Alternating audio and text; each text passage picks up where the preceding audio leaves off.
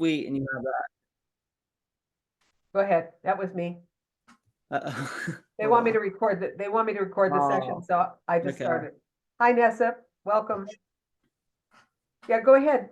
I like your thought. I mean, obviously tonight's all about leads. That's what we're going to be talking about. Yeah. So, I would like to know more about it. I will certainly want to get both of your opinions on lead sources and purchase leads and all those kinds of things. But we got a long night together. I think we have lots and lots to discuss, I hope. And we'll see how we get through it. If my voice holds out, it's a little better than it was yesterday. So hopefully I can last a little bit longer. But first thing I'd like to do is I just like to continue to recap. I'll stay with you, Mac. Continue to recap last night, what it did for you, how you're feeling, what you got out of it, and let's just go with that. I remember the time management stuff. I like that. Trying to think of everything we covered last night. There was the bold laws. I liked those. The quotes and stuff they had on there. And then writing out a plan. I like doing that. And then the goals. I like the goals. That gave a lot of clarity. Good. So you have thought about your goals, you've written them down, Yeah, I you have picked it on your, a cool, notebook that's here. great. Have you given any thought to the name of your business, what you want to call it? Not yet. Okay, it can just be your name Realtor. I mean, that is mine. Yeah. Mine was always Carol Sommer Realtor. I mean, it just is what it is. You know, I I, believe if I you're was gonna, thinking something of that nature for sure. yeah, and it's Matt Gee. It's, I mean, it's a really succinct, short, to the point. It's right out there. I would use it. I would definitely use it. I think it's perfect. So good. All right.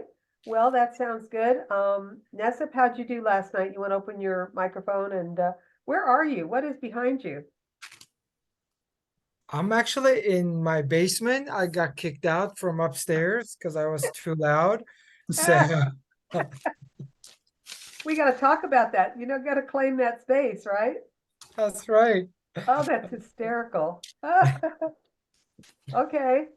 But I Uh, like that. Whatever that thing is hanging behind you, that's pretty cool. it's a Chinese lantern, actually. I figured if you can see behind me, you can see I love Asian culture. Oh, look at that. I see what that. Oh, I look at see. That's a kimono for like not kimono, but it's a samurai's like dress.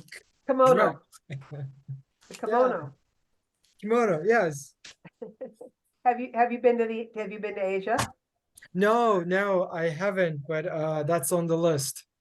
I've been I was in into a China lot of years ago, countries. and I mean, I was in China for the beauty of China and the history of China, not for their politics. And it was Yeah, the most, I've been in a lot of places all over the world. It was one of the most amazing places I've ever been. I can imagine. I Yeah, would go back, if it weren't so hostile and so awful there today, I would go back just for the cultural side of it. It is magnificent, I can beyond imagine. comprehension. Anyway, that's for another discussion.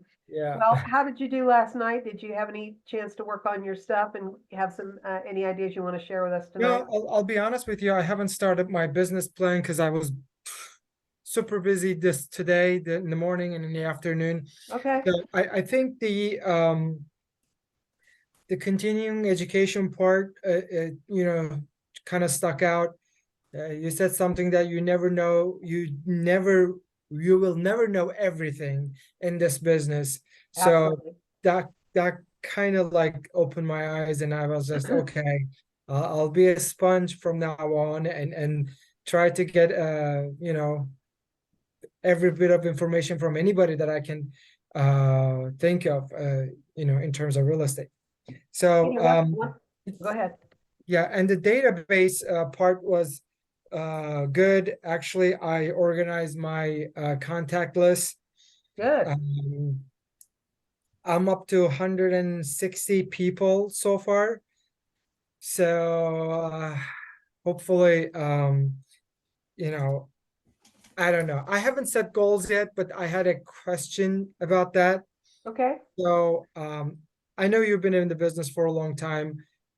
What is there like? Of course, I kind of know the answer you're gonna give me, but you're gonna say it depends on your effort. But like what's the number of like closings or or like deals that any new real estate agent can achieve in a year?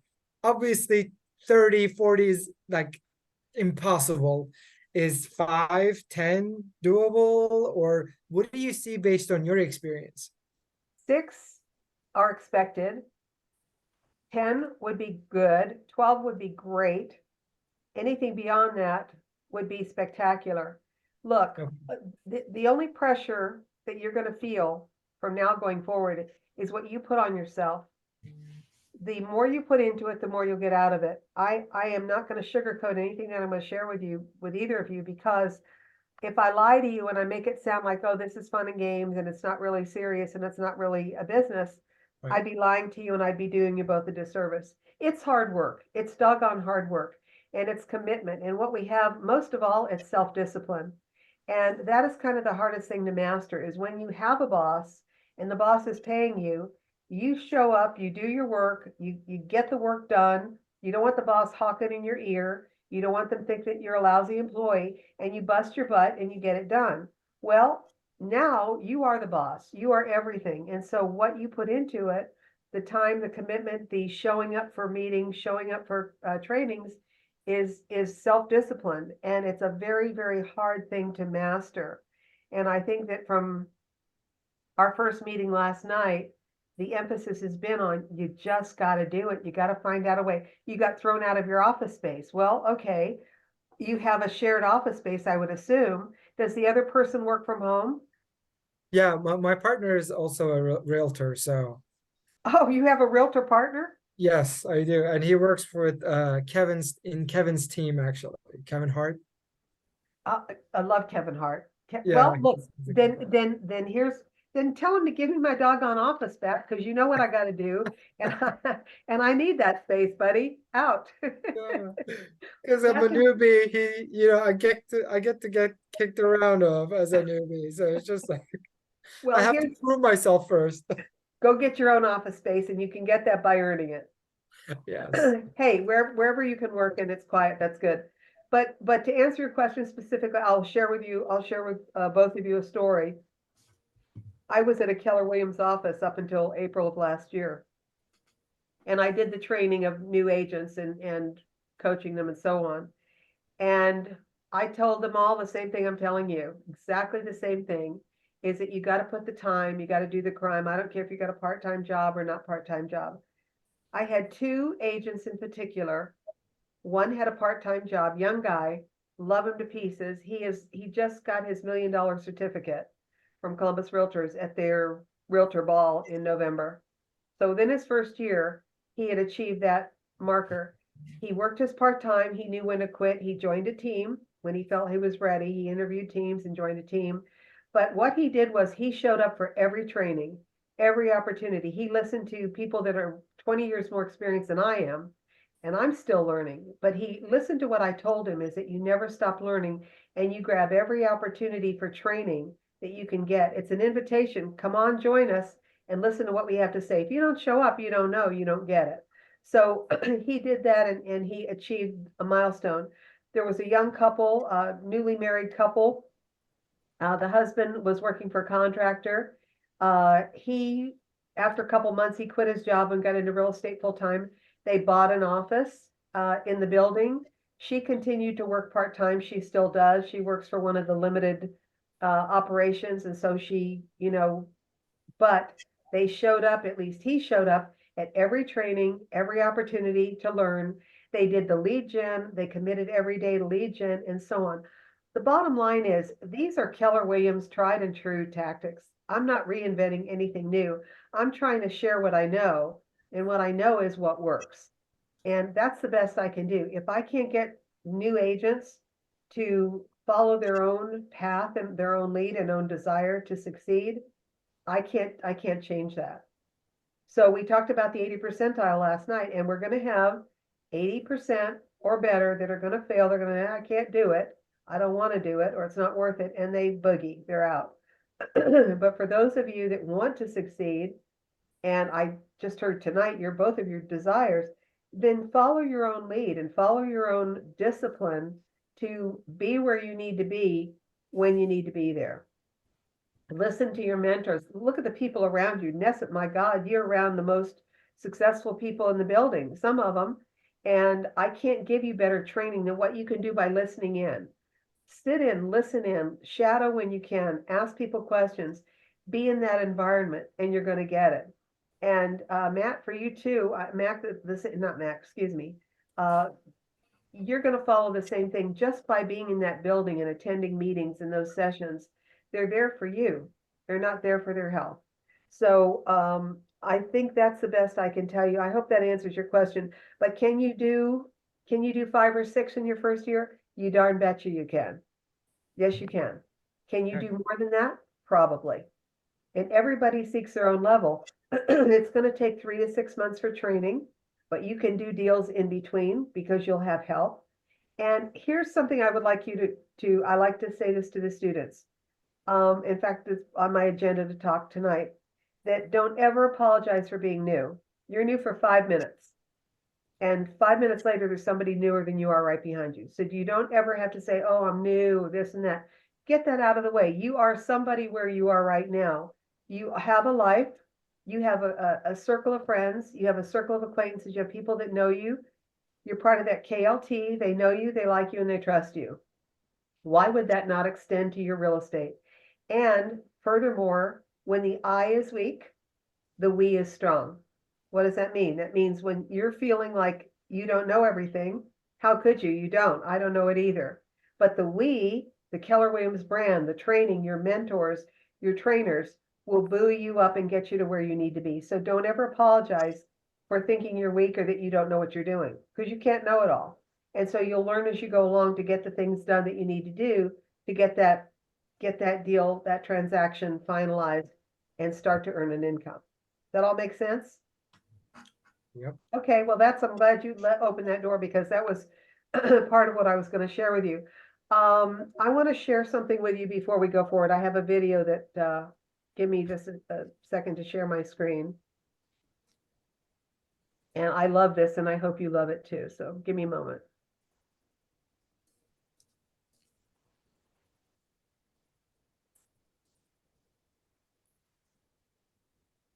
(2023) Keller Williams turns 40. Sometimes midlife crisis is a good thing. Now, we aren't going to run out, buy a flashy sports car, or a boat, or some other toy. We aren't suddenly going to grow a mustache, because we've already got one. But it is time for something big, because that's what we do. It's time to tell the world who we really are, and why we were called to this. T.S. Eliot said, "We shall not cease from exploration, and the end of all our exploring will be to arrive where we started, and know the place for the first time." We started as a small real estate company, with a mission to become so trusted by our clients that we could become their realtor for life. But of course, Gary Keller taught us that to be realtors for life, we had to be more than realtors. We're coaches, therapists, mentors, mind readers, and magicians. We're digital hunters with human touch. Wheelers and dealers who will use our powers for good. We are advocates and shoulders to cry on, friends to lean on, and confidants to trust. Together, we are the keys and the doors to new futures. This is the most important time in our lives. As a company, simply as people. Your clients are feeling that same thing when they come to you. Their first homes, their final homes, newly married, newly divorced, empty nesters or more on the way. These are the most joyous, terrifying, and hopeful times of all our lives. Because your clients are jumping off cliffs and trusting you to build wings on the way down. We get to feel the thrill of that connection every day, if we do our jobs right. If we do our jobs right, they aren't jobs at all. It is indeed a calling. To build careers worth having, businesses worth owning, and lives worth living. To be entrepreneurs. For 40 years, we at Keller Williams have deeply believed that entrepreneurship is the miracle of America. That in America, if you dream it, you can build it.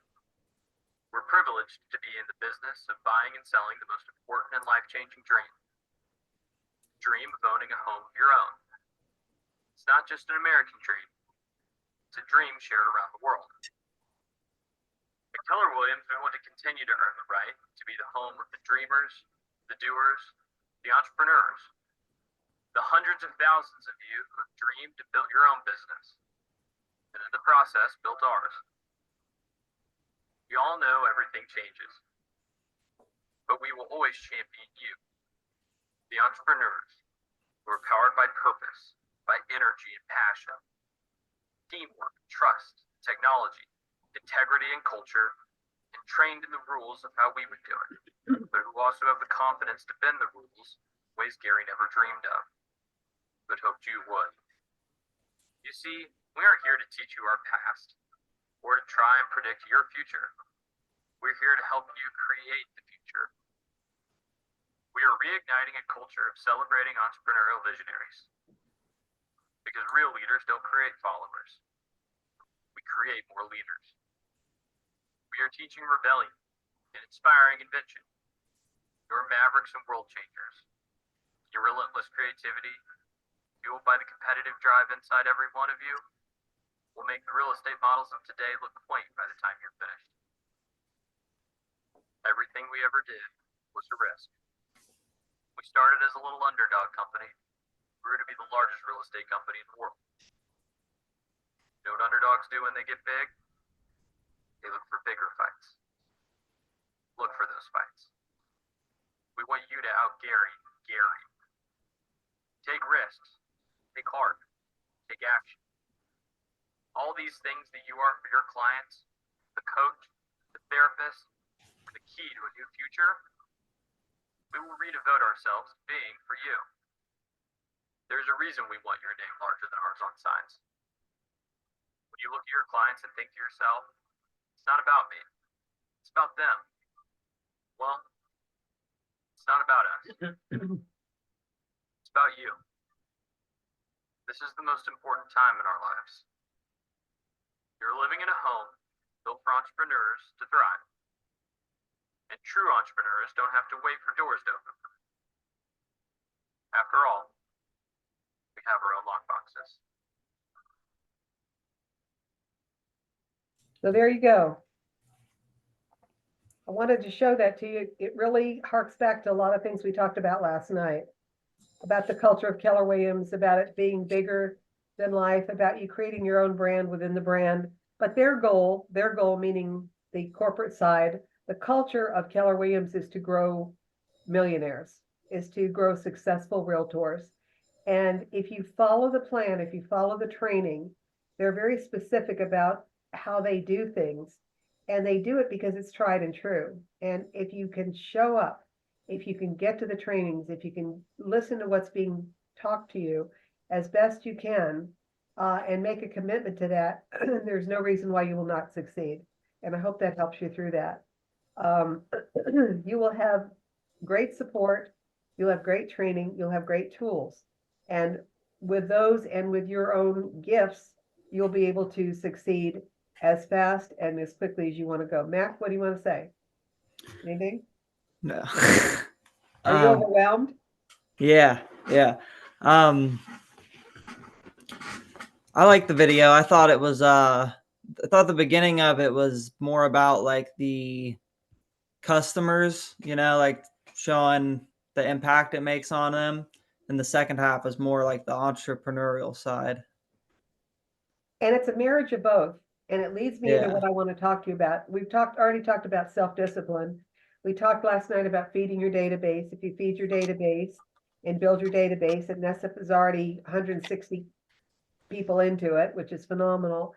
And lead gen, those are the three things: your self-discipline, your database, and your lead gen commitment are the things that are going to drive your business. It's really that simple. If you marry all those things, but the bottom line is you're not selling a doggone thing. You are not salesmen. You may think you are, but here's the deal. Buyers want to buy, sellers want to sell. They just have to pick somebody. So the question is, when you're fishing in that big pond, 10,000 agents in this community, how do you get picked? How's that going to happen? Well, you have to be smarter, you have to be smoother, you have to be aggressive, and you have to figure out how you're going to put yourself out there to compete in that world. And really, we mostly compete with ourselves, because when you look at what your production and what your first year looks like, and then you compete to do better your second year, and so it goes till you get to the point where you have a thriving business, and that business will be your most competitive time is going to be when you want to compete with it to do better the next year. And that's kind of the competition. You'll find great friendships. Nessa, you probably already know this with your partner, that there are great friendships that come out of competitors. People that you work with Absolutely. will be great friends. Yep. And because we kind of carve out our own niche. So I don't want you to think like, oh my God, there's so much competition out there. No, it's us. I mean, we've got to get out of our own way and say, hey, you're keeping me down. You're keeping me from going to meetings. You're keeping me from lead generation. So get out of my way and let me do my thing so that I can grow and develop. Anyway, I love that video. I play it for every new class because I still get goosebumps about it. I can't say it any better. When you choose a brand, and you choose a brand like Keller Williams, you can't fail unless you want to fail. I mean, failure's out there, but unless you choose that path, it's just not possible. It's just not possible. So I'm going to help you to understand, but I wanted you to see that because I wanted you to feel some of the commitment and some of the culture that the company has to grow other millionaires and other successful people to whatever height you achieve. Now, I've got a long list of stuff I've got to go over with you tonight, so I'm going to refer to some of my notes so I don't miss anything. Carol, I'm gonna go grab my jacket. It's a little chilly in here. I'll be Oh, right by back. all means, Please continue. go right ahead. Stuck the poor guy in the basement. What's he supposed to do? I got the packet loaded up here on the computer, and I tried to Google myself because that's what it said the first thing to do is, and some rapper shows up. Well, now you know. You have to do something about that. Do you have a middle initial? Yeah, A. Try to Google yourself with your middle initial. Or Google yourself Columbus, Ohio.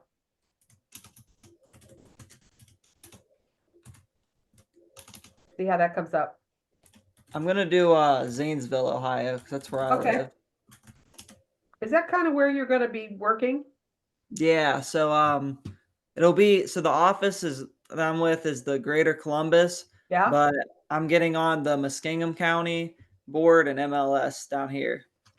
I know them well. I teach for them down there. Oh, really? I do.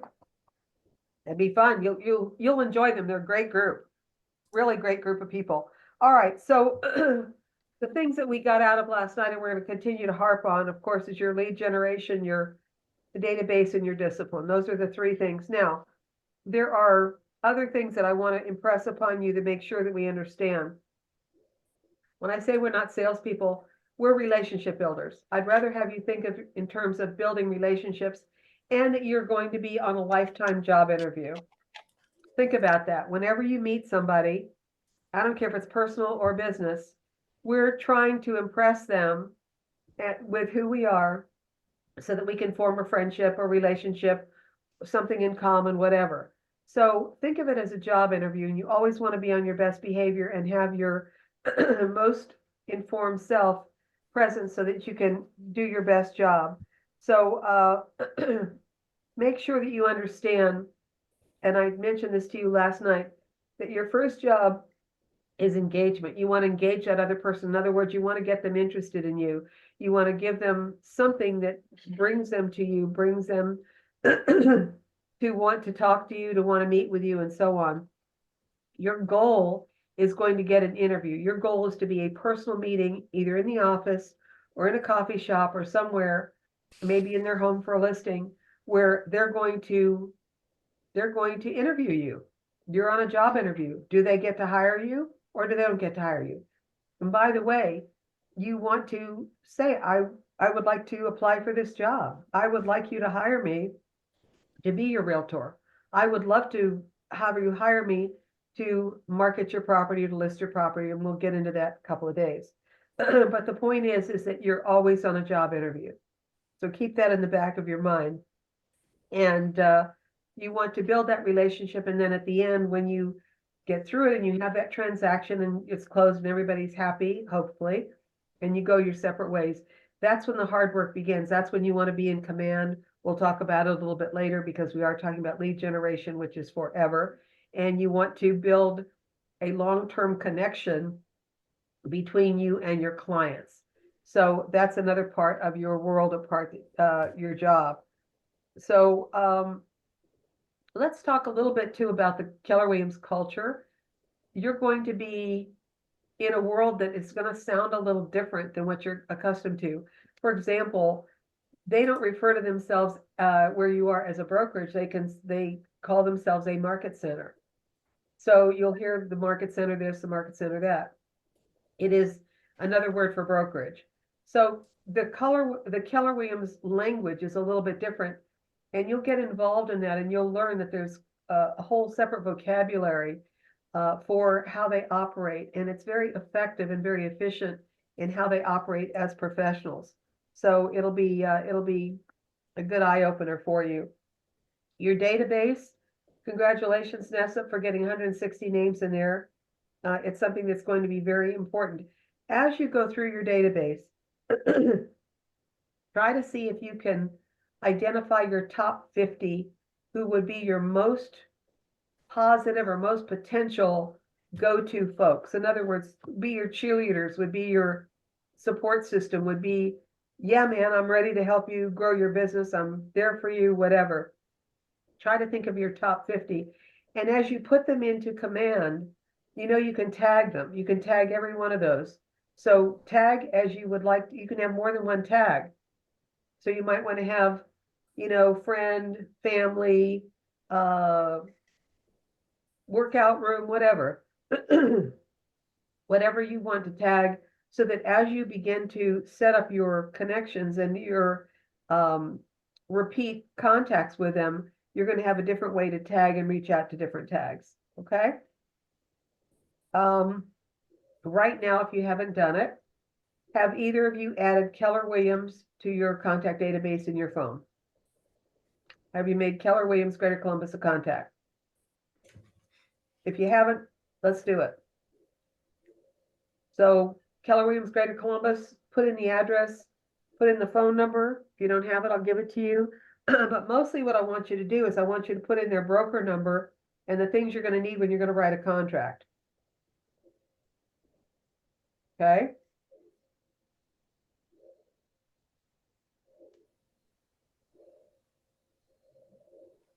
Give me a moment.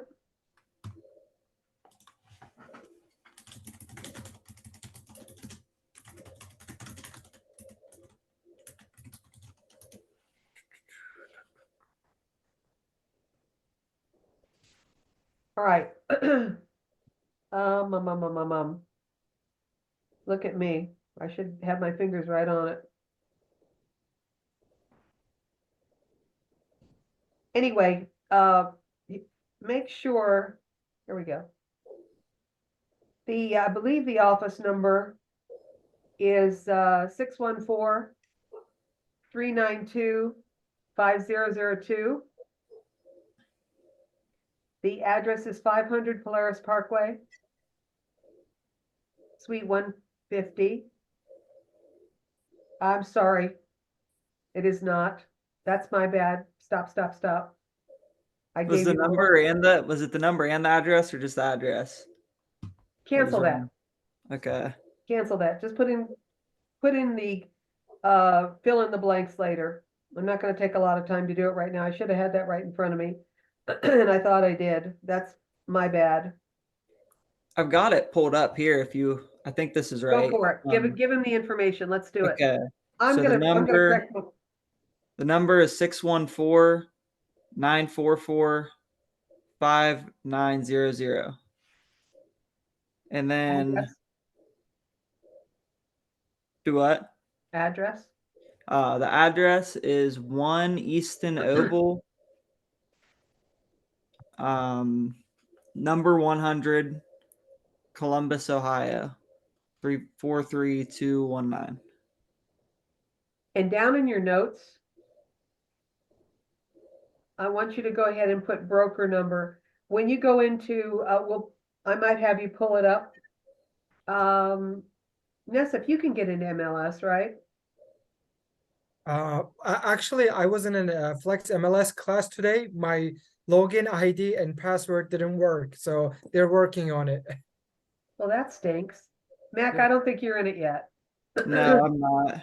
Okay, well, it's no big deal, but look, the reason I want you to do that is I want you to have that readily available. When you start writing contracts, you should have that, because sometimes you'll be at a coffee shop or you'll be in someone's home and you may want to write a contract right then and there. You'll certainly be at home doing it. So there's no point in struggling like, oh, well, what's the broker number and this and that.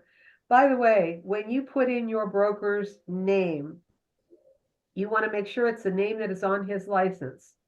All right. Now, a lot of us use surnames or nicknames or whatever, and we don't want to use that. When I was with Keller Williams before, my broker had a nickname, but when it came to legal matters, which contracts are, we need her full legal name that goes on the paperwork. So make sure that when you write up your contracts, that you are using the correct names. We'll talk a lot about that with buyers and sellers, but for the broker purpose to put into your contact database, you should put the broker's name, legal name, and also the number of the brokerage.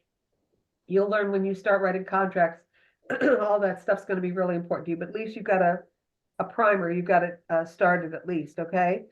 Have you have you given yourselves email signatures yet? Have you set up an email signature No, for your Gmail account? I haven't. All right, make a note to do that, that you're going to want to do that ASAP, because when you start emailing people, you should have Do I just do I write that on paper and then put it in a copier, or do I just do it on the computer? Are you familiar with Canva or something like that? No, but I could probably figure it out. Well, what I'm suggesting is that you have a nice, you got my email this morning, both of you? Yes. Yes. I Okay, did. so that signature, my Google signature, is a picture that you pop into your Google. You create it outside of Google, and then you save it as a JPEG or a GIF or whatever, Oh, okay. and bring I it in. thought it was like an actual signature, like because No, like what I'm because- seeing, I'll show you what I see. Like at the end of the email here, Yep, it's like that. yeah, I that's my was I was email. thinking of like my actual written signature. No, you want to have an identifiable, memorable email signature. It should probably have your picture. It might have a tagline. You might want to tell people some clever thing to describe you. Once you figure out what you want to do in your business plan and your action plan and so on, that might become part of your signature. Okay? Because it's an imprint, it's an imprint, it's an imprint. Every time they see it, it registers. So don't let that opportunity go away. Okay? So make sure that you've got your email signature ready, willing, and able to rock and roll. Now, what I sent you this morning was just a sample announcement. You don't have to use it, but it's an idea as to some of the words to say. When you are ready, I would suggest that you send out an announcement. A lot of times what I suggest is if you want to do a handwritten announcement, that's fine. If you want to do an email, text, it depends. Mac, you're going to be dealing with a lot of texting because in your generation, you guys all text, right? Pretty Yeah. much, mostly. Yep. Nessa, if you're laughing. Texting, and some of them call. What's that? Said some of them call, but not very many. Yeah, not many. Nessa, what are you laughing at? You're right on. That's what. It's no, wait a minute. I can't even do my thumbs. I don't know how to do the thumbs. They don't work for me. I got to punch it in, whatever. But the point is, look, we have to stay in our lane and figure out how do we want to be communicated with. And we will talk about that this week. but do what's comfortable for you. Do what you'll get a response with. If you're going to email somebody or try to call them and say I'm your realtor, they're going to say, dude, what are you doing? I don't want to talk to you like that. I want you to text me. So do what works in your world that is comfortable for you. As we go through all the stuff tonight, in terms of lead generation, work in an area of your mind and your sphere that feels comfortable. If it feels weird and strange, and just don't do it, because that's not real. We want to keep it real and keep you comfortable so that you can operate in an environment that's going to work for you and with people that are going to say, yeah, I can do that, whatever. All right. So record a voicemail. Have you done that on your phones? Hi, this is Matt Gee, Realtor with Keller Williams, Greater Columbus. Not Yeah, doing I that. haven't I Blah, blah, haven't blah, done blah. that yet. Make a note. ASAP. Get yourself a voicemail. Your name, fact that you're a realtor, company you're with. That's going to be very cool. You can start a group online if you feel comfortable with it. That's down the road, but making sure when you have your business cards, it's too early yet. Nac, I don't think you have those. You're not ready. But Ness, have you said you have your cards? Yes. Okay, so you're ready to do all these things I'm talking about here. You said you checked your. Go ahead. Good question, Mac. Oh no, Yeah, sorry. I thought your hand. Okay. My bad. Google yourself. How did your Google turn out when you put your initial in it? And So when I put Zanesville, Ohio, it pulled up an old LinkedIn of mine that I haven't updated since I was like 18, but it was just had that I worked at Lowe's on it. now would So be the time. updating that would be a good idea. Yeah, tonight would be a really good idea. So, yeah, get that done ASAP, and a recording on your voicemail if you can. So yeah, so make sure you Google yourself. Look at your social media. What social media do you use? Do you use LinkedIn, Instagram? Okay, old people use Facebook. I hear that. You could say it. It's okay. I have all of them, but I was wanting to make, because they're all private accounts, I wanted to make a public account specifically for this type of thing. As you should. Yeah.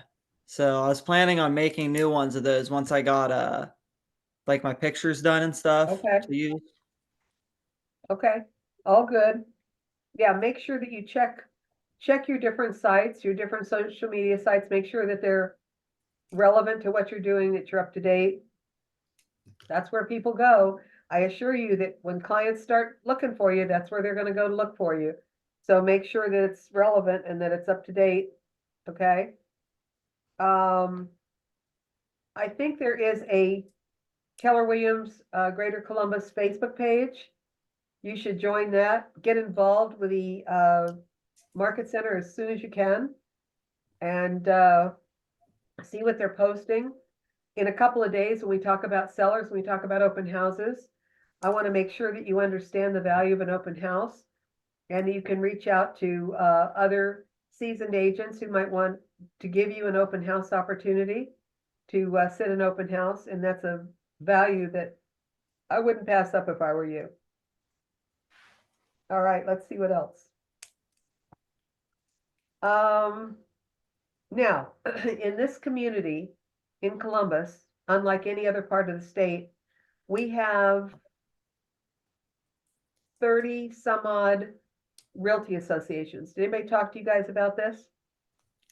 So in a variety of areas all over the city, and I'm not sure if they've got one in Zanesville or near you, but No.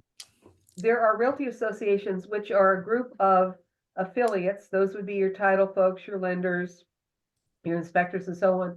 They meet typically once a week somewhere at a meeting place, have breakfast together. But it's realtors. Now the realtors are back in the market where we're starting to have open houses again. We've been having them all year, all last year. The years before that, things were going into contract so fast that they didn't even have a chance to, to do an open house most of the time. But the point I'm getting to is that if you look at Columbus Realtors on their on their website. We may have a chance to look at that. I might have you bring it up, Mac, or if you can get into it. If you can't, we can't do it because I'm not a member anymore. So But look up Columbus. ColumbusRealtors.com. Realtors.com. Okay. Oh, I need to let you, I want to make sure you can share. Hold on. Okay, it's I think I got it. Okay, give me a minute. I just want to give you the ability so you can share.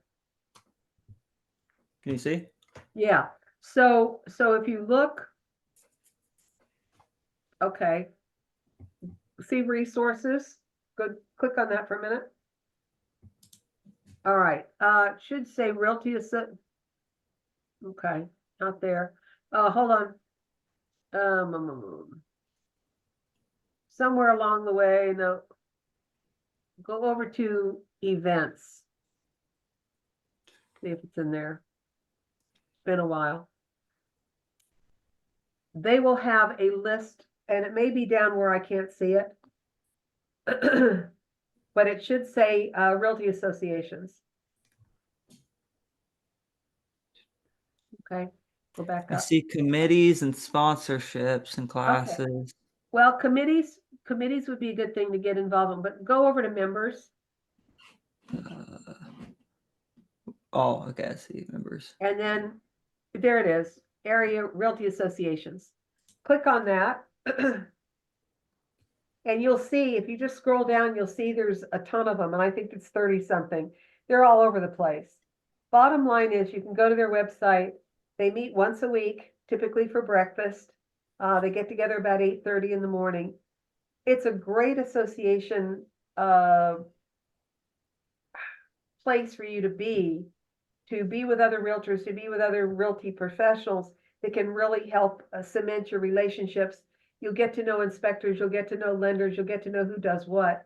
And it's a really healthy, happy way for you to be involved in the world of real estate. So this is where you find it. I just leave that be for just a minute and we'll go back to my list. But I want you to think about getting involved when you can of a realty association that's close enough for you to commit to going to breakfast once a week.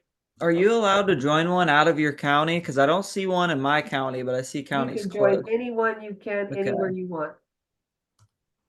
And the price to join it is minimal.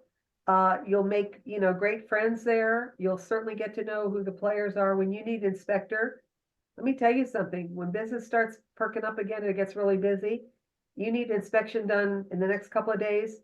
Your buddy that you've got to send, 3 inspectors, 3 lenders and so on, but they will chop for you. So this is all about relationships, remember, whether it's Yeah. between us or between our affiliate partners and so on. We're always building relationships with our customers, with our co-ops, and with our affiliate partners.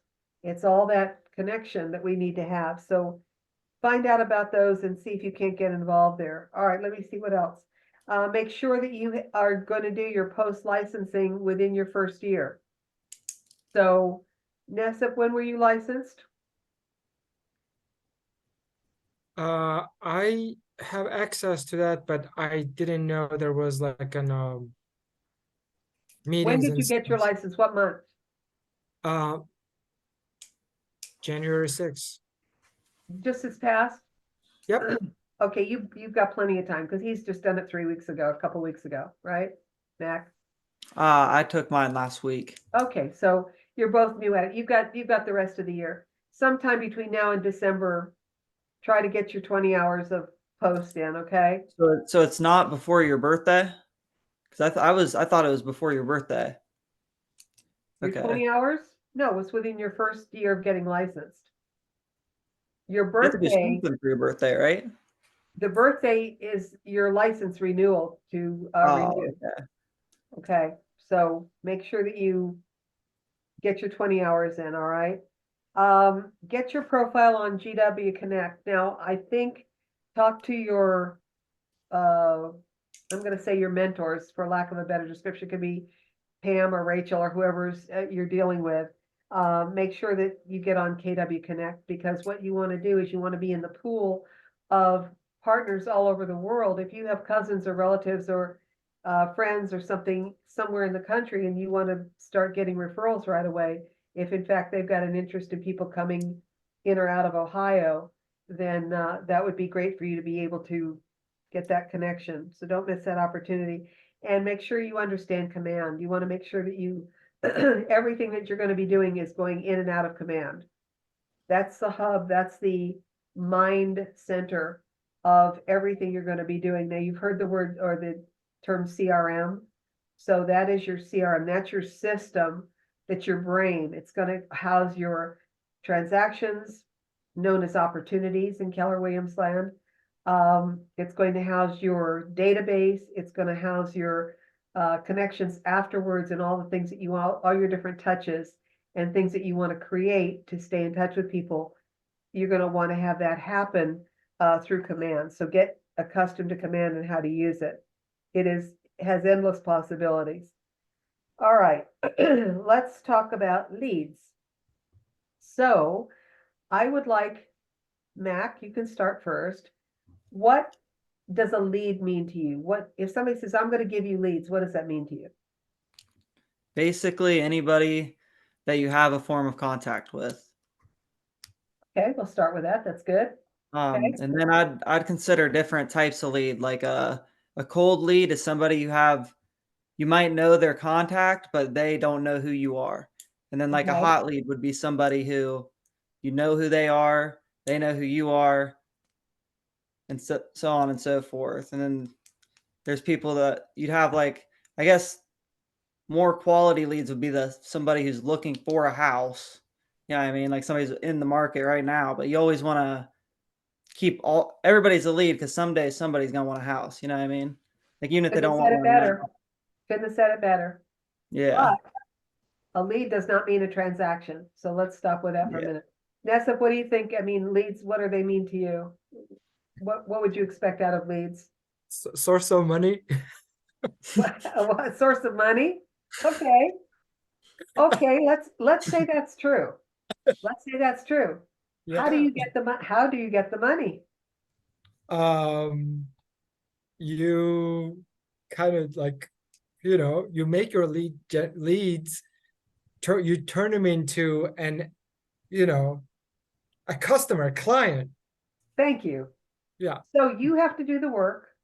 You have to do the follow-up. You have to turn the sow's ear into a silk purse, right? You have to make it happen. So a lead does not mean a transaction. Doesn't mean they're ready. Doesn't mean they're qualified. Doesn't mean they're going to like you. It doesn't mean anything. It's a name. You might as well dial for dollars out of a phone book, which is pretty much what lead sources do that you pay for. So I am not a big proponent of paying for leads when you're newer because I think it's money out of pocket, because you have to learn how to work those leads. What's a good lead? Are they ready? Now, what you have to qualify them. You have to talk to them. You have to make them warm and fuzzy. And guess what? You have to engage them. That's what it's all about. You have to make them fall in love with you. A lead is not going to do squat, even if they're ready to buy tomorrow. If you're not the one and you're not the one they choose, they're going to go buy with somebody else. So a lead to you, to us, is somebody that is an opportunity for us to engage, to build a relationship, to see what their needs are and how we might best help them. It's really that simple. And the more you build up your leads and your relationships, and you can turn them from customers to clients. There's a big difference between a customer and a client. Mac, you're going to say something. Go ahead. Oh, I wasn't gonna say anything. I see the little lines around the picture show up like I'm talking now, so the lines go up. So Oh, it okay. recognizes movement. So okay. All right. So good. I mean, there's a good understanding of leads. Now, what I'm going to try to get us to do tonight is we're going to talk a lot about leads and lead generation and where they come from. But I'd like to implant this idea in your head that I want to have a diversification of leads. What does that mean? I don't mean in terms of race or gender, or any of that stuff. I mean that we want to have leads coming in from a multiple of sources to provide income and opportunity all year round. Columbus is a year-round community. We have real estate business all year round. We're very fortunate that we're not a seasonal kind of business. So that what we have the ability to do is generate business all year. Now, a lot of people think that real estate is a one-off business. So it's a high spike and then it drops down and then we're doom and gloom and then it's a high spike again and then it drops down again. No, it doesn't. So think about this visual that your real estate business will be like this, gentle rolling hills. It's just going to dips and rise and dips and rise because you're going to be collecting your leads and working your leads all year round from a variety of sources that can provide to you. Now, you don't have a look back last year. You don't know what worked for you yet. So you're going to try all kinds of things to see, we're going to talk about a lot of them tonight. What works, what doesn't work, where is it going to come from? What am I comfortable with? How do I want to generate my leads and so on? And your ideas are going to be your ideas. I'm going to give you a lot of information and ways to do it, but it's going to be how you feel comfortable in developing your leads. And part of your action plan and your business plan might be, I like these sources. This is how I'm going to try to generate leads for my business. And I feel really good about this. And I like this a lot and so on.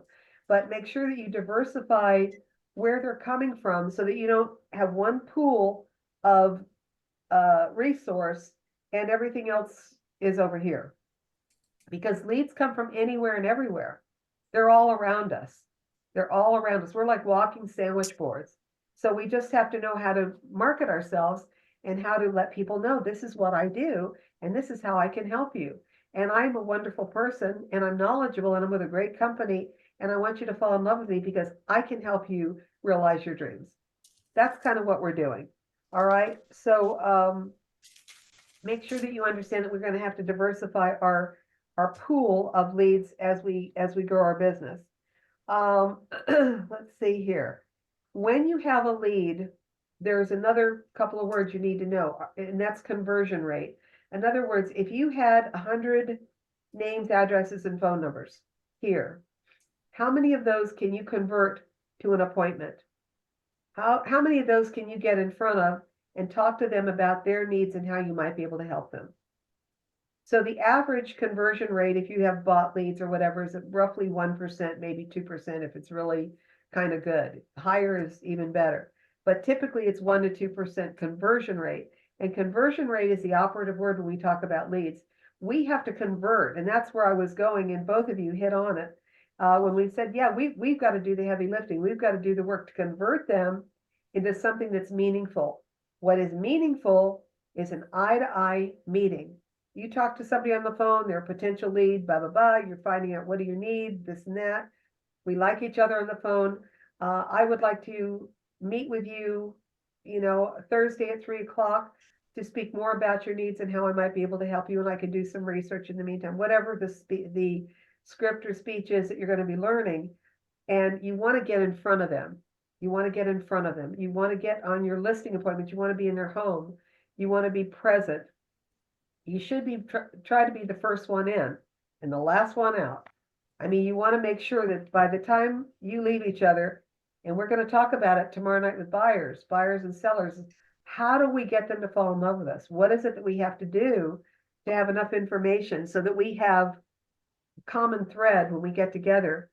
Because there's nothing more awful than you are around somebody that you feel uncomfortable with, that you don't have anything in common, nothing matches up, you just feel completely disjointed. It's not going to go very well. It's not going to go very long. So what we want to learn how to do is we want to learn the techniques to make them fall in love with us. That is your job, the job interview. You want to get hired. Whether you fall in love, they fall in love with you or they hire you, doesn't matter. Point is, we want them to retain us, to be in their life for whatever the purpose is that they're trying to accomplish. So conversion rate is really important. We want the appointment. All right. Mac, do you do stories, reels, personal stuff? Do you ever put any of that stuff out on Facebook or Instagram or whatever? I know how to. Okay.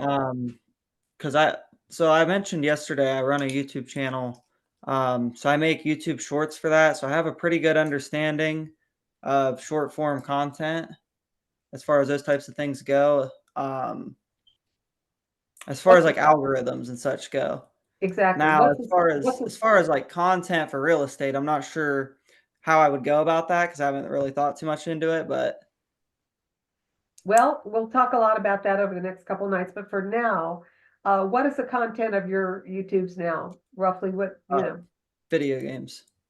cool, So, okay. so it's completely unrelated. I wouldn't be able to use that for this. I don't think I'd have to come up with something new. I don't know. We'll talk about that, maybe. First time home buyers. You know, you want to Yeah. connect with youth, you want to connect with first time home buyers. You might want to think about making that in your action plan, your marketing plan, that I'm going to head for first time home buyers. You're young, you're youthful, you can speak their language, you know how to connect with them. Hey, there's a huge market out there. If you can show them how to move out of an apartment and into a first time home, you'd be their hero. So learn it. There's a niche market for you. And you're out in an area where you don't have all the heavy hitters in your back door. So carve out a niche and do it. You know what I'm saying? Yeah. So I think again, we want to stay and do the things that we're comfortable with. Bottom line is what I'm saying is we should be doing reels, stories, something visual, videos maybe once a week. Nessa, if I'm talking to you. I'm And writing him down. okay, and it doesn't have to be real estate. In fact, I would prefer it be something that gets the attention. By the way, speaking of social media, I would never want anybody to hit the like button again when you see a Facebook post or you see an Instagram post. It's easy to hit the like button and move on.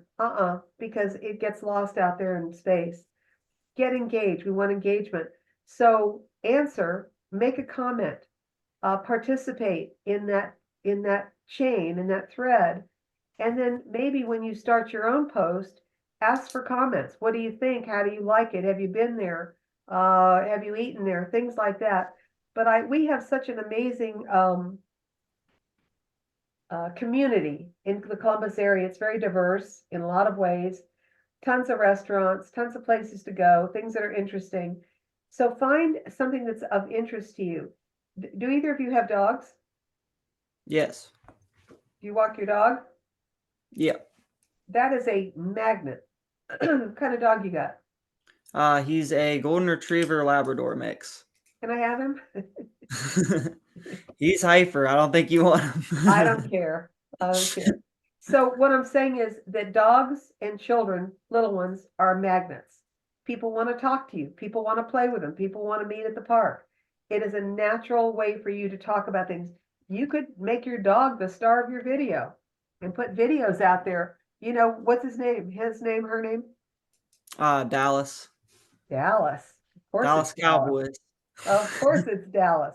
So there's a whole story around Dallas and what happened with Dallas didn't make it to the cut, but this Dallas, whatever, you can start to build. You're already an expert at YouTubing. Turn it around into what you can post and start making some videos with Dallas in them. I'm telling you, they're magnets. We've got to start thinking, get away from real estate. I want to buy and sell real estate. You want to get in people's lives. You want them to follow you and be around you because you're interesting, because you create buzz, because you create things that are of interest to them. You're drawing them to you, and Dallas is a great way to do it. Nessa, do you ride bikes? Do you hike? Do you do things that are of interest to other people? Yeah, I have a bike. Um, I don't have a dog, Doesn't but matter. You I got should get one. a So for you, here's what I'm going to suggest. Bike trails. Okay, we've had a few nice days out. Maybe you got your bike out. I don't know. A little hard to do in the wintertime. But the bottom line is that you have a life that you can share that is of interest. Some of the bike trails you've been on, some of the cool places you've been to, some of the places you can go and have brunch or stop and have a glass of wine or whatever. These are things that grab people and have interest that you can put out there in a reel or you can put out there in a story and ask for their input. What do you think? As a realtor, I bike all over this town. That's all you have to say. I love being a real estate agent because I can get out and meet people. I can be in the fresh air. I can be in different communities. I can ride different bike trails. You see where I'm going with this? Yeah. Doesn't it sound easy? I mean, there's so many things. If you saw that post and you saw somebody that would catch your eye. You'd want to know more about it. You'd say, well, that's an interesting person. They're out there having a good time. I like that. So you've already started to collect people that will be drawn to you because you have a mutual interest. And that you're no longer a stranger. You have a mutual interest. They're going to fall in love with your dog. They're going to want to hear more about what trails you've been on and where you've been fun biking. And I don't care if it's Myrtle Beach and somewhere that you take your bike to Florida. This is all cool stuff. It's like if you play golf and some of the, really great places to play golf. Find something that is of common interest that you can share with other people and put it out there. And you can weave your real estate into it. And it's all going to fall in your lap. But we sit back and we go, oh, woe is me, poor me. I don't know how to do any business, and I don't know where it's going to come from. Your head's going to spin tonight by the time we're done, because there are so many ways. But start with things that you know. Start with things that you're already familiar with, that you can manage and that you can do, and that will draw other people to you because they have the same interests that you do. Whether it's restaurants or fine wine or the best burgers in town or pizza. However, I'm talking about different, strategies here. Find some fun things to go. If you had the coolest microbrewery somewhere that you found, talk about it. If you found a great, wine and cheese place or the best burger or pizza, talk about some of these things and get engagement. It's so danged easy. I mean, I can't even believe how much fun you'll have with this. And you'll make all kinds of new friends, and you certainly will get business out of it. All right. So we talked about leads, we talked about conversion, your social media, networking groups, you can join them. There are a lot of business groups that are very specific about they want to do business with each other, but they're usually like one discipline. So it'd be one banker, one insurance guy, one realtor, and so on. They're hard to get into, but if you can keep your ears open and hear of an opening anywhere, join it. Or maybe you want to start one. You might want to start a business networking group. I don't know where you are, but you might want to think about that. There are meetups. There are similar things out there. Bike groups. I would say get involved in a bike club, or dog walking or whatever. Now, some of the other things that I know work. We all have our laptops. Do either of you ever go to a Panera or Starbucks? It's expensive. Okay, Nessip, how often do you go? There's a Starbucks down the street from my house. So if I want to change the environment, I go there at least like once a week, get a cup of coffee and sit down and take my laptop. Well, it will never be the same for you again, because here's why.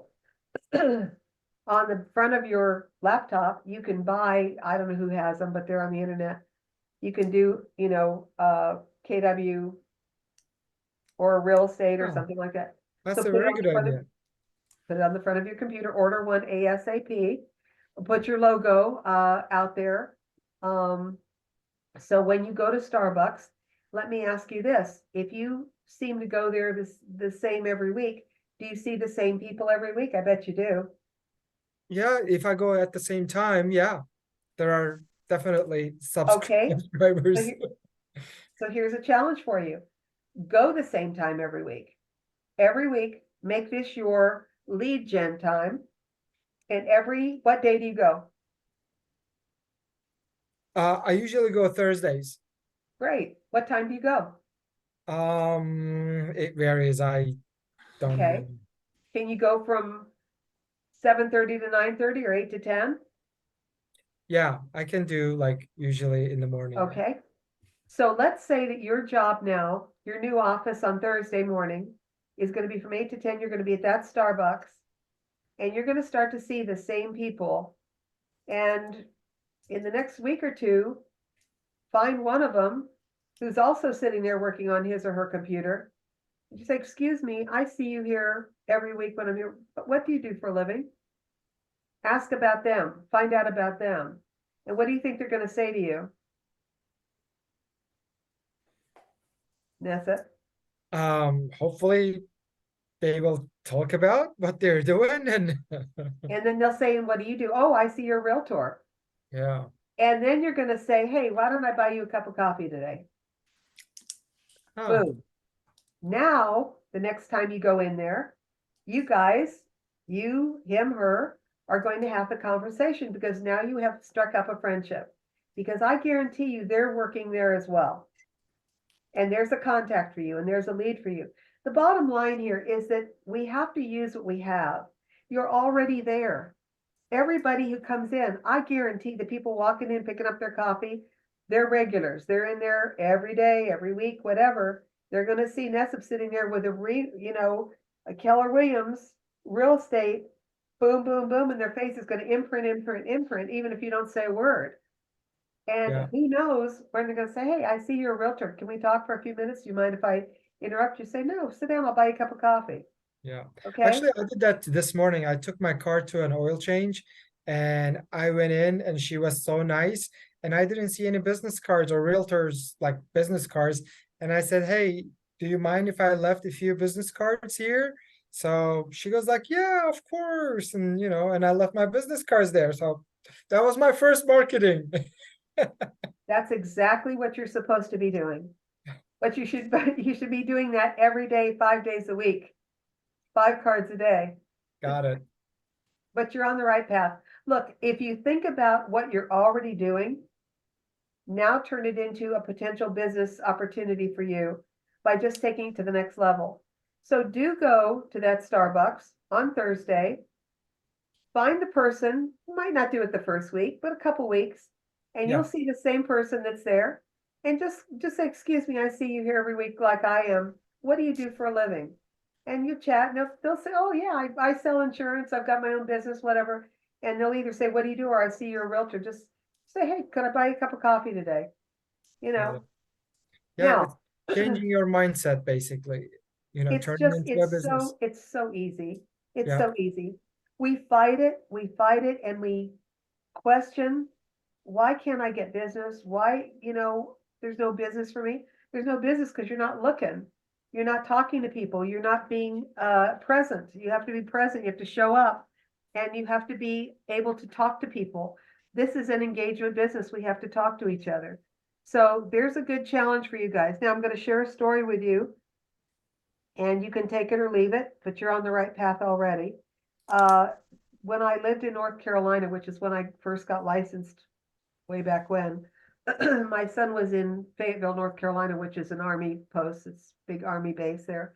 And when I would go to visit, there was a realtor. I sought out realtors because I want to know what was going on in that market. Of course, people move in and move out all the time. What a gold mine.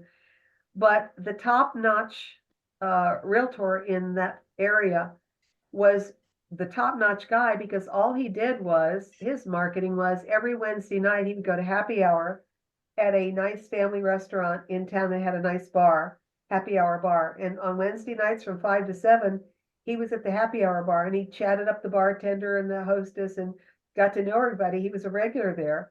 So obviously when people came into town and brought their families, they sent them to him. It was a freaking gold mine for him. And you can do the same thing. Maybe there's a place you guys like to go have a beer or a glass of wine or hang out. And maybe you want to go and have a happy hour, same place, same time, become a regular. And let the bartender, the host, the hostess, and everybody around, if you wear your branded clothing, if you wear a cap, if you wear a shirt, you don't have to open your mouth. And just chat with people, just talk to people. And I'm telling you, it will fall in your lap. It just will, because you're going to be the go-to person. We want to have relationships. As human beings, we want to have relationships. We want to be around people that share our values, that share our ideas, that share our likes and dislikes. And so when we're comfortable, we'd like to do business with them. Think about it.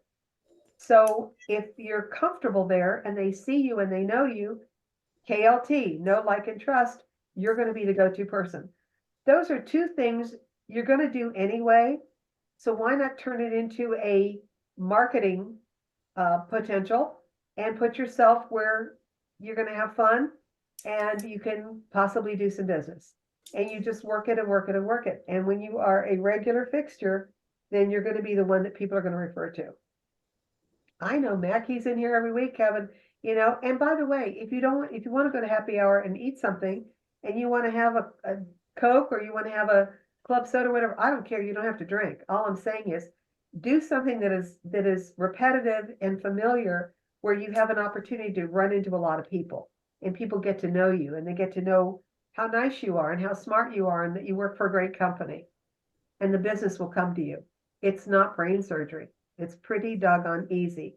All right, got that out of the way. I would like you to think about in your marketing plan, on your business plan, is that I would like you to think about meeting with 3 lenders. Now we have Keller Mortgage and so on that are there for you. Max comes in, he's a great inspector. They pay for a lot of things that host us, that host activities that we do. And they would be willing to meet with you and explain what they do. So some inspectors that I know would even invite you to go out on an inspection. Bottom line is you should really have in your realm, and Nessa, if you'll have it through your partner and through your team and so on, I'm pretty sure Mac, you'll get it too, is you should have 3 inspectors, 3 lenders, and 3 title folks that you're comfortable referring and doing business with, that will be there for you, because this is our backbone. We can't operate without those folks. And they need to be available to us, and we need to understand what they do. We need to understand what title does and what the lending situation is today. You're going to learn more of that. We'll talk about it a little bit later this week. Not a lot, because I don't get really deep into it. But if you can set up appointments, let them know that you're new, that I taught you, you'd like to know more about what they do. They'd be happy to host you for lunch or breakfast or buy you a drink or whatever.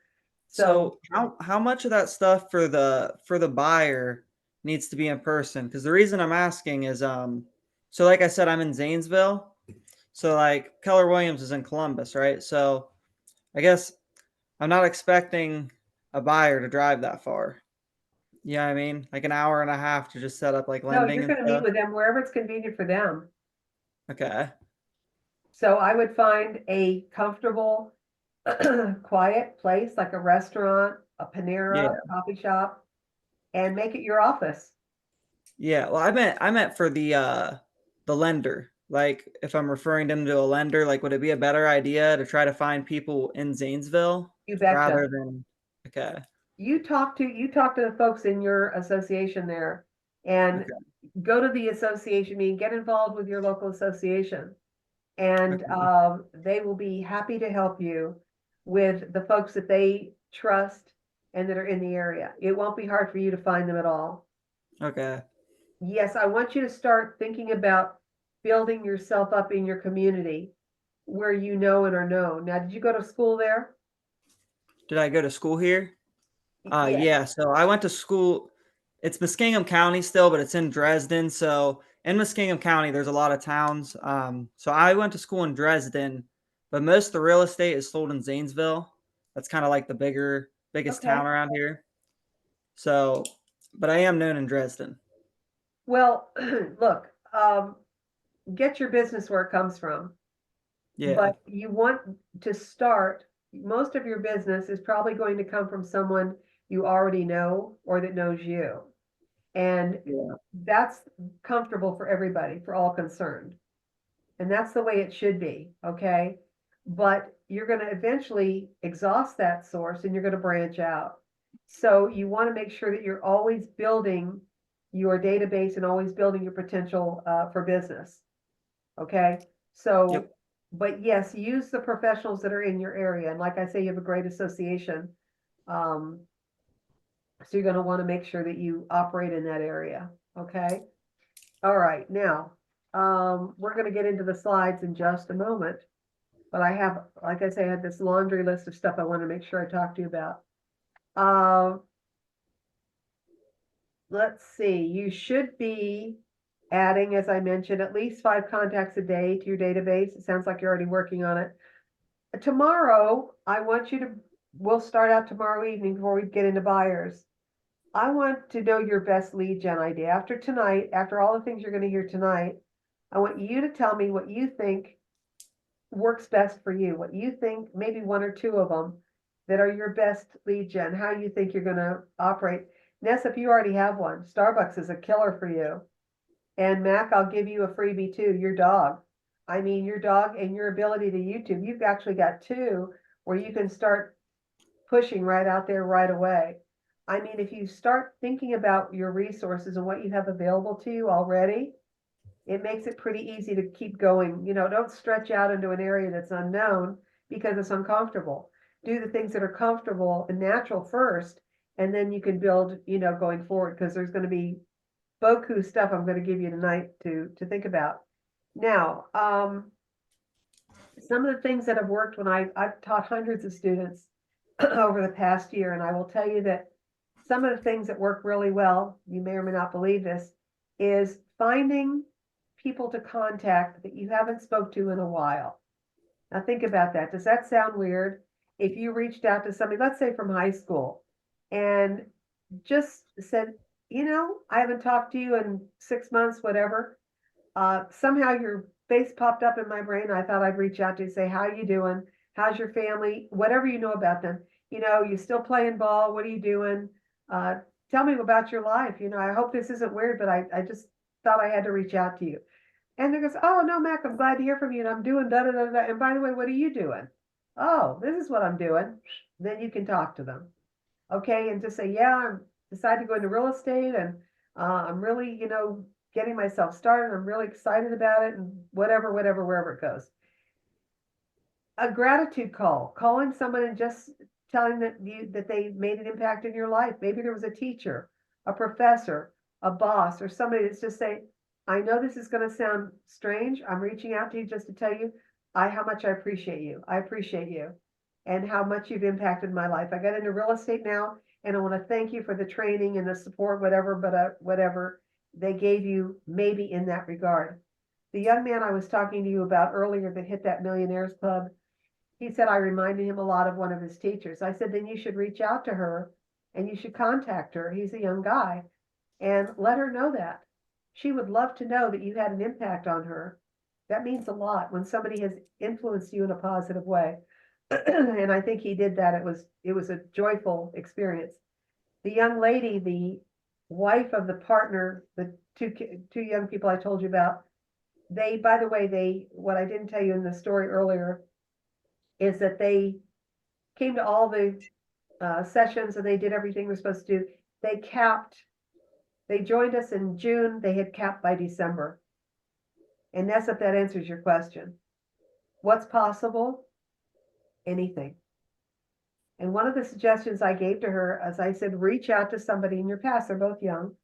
And she contacted a friend of hers who she knew was a hairdresser and started just, you know, I haven't thought about you for a while, but I was thinking about my hair and issues with my hair. I know you're in that business. They started yapping. Oh, what do you do? What do you do? She sold them a house. Okay. So she came and she was almost in tears. She says, I was petrified. I didn't know what to do. And it worked out so well. So these are real stories. These are stories where it's possible if we just get outside of ourselves a little bit and reach a little bit into things that, you know, if you put yourself on the other side of the table and somebody reached out to you, how would you react? Would it feel weird, or would it feel like, oh, that is so cool. I love hearing this. So you do what's comfortable for you. Anyway, those are some ideas that do work. So put those in your little maybe to-do list.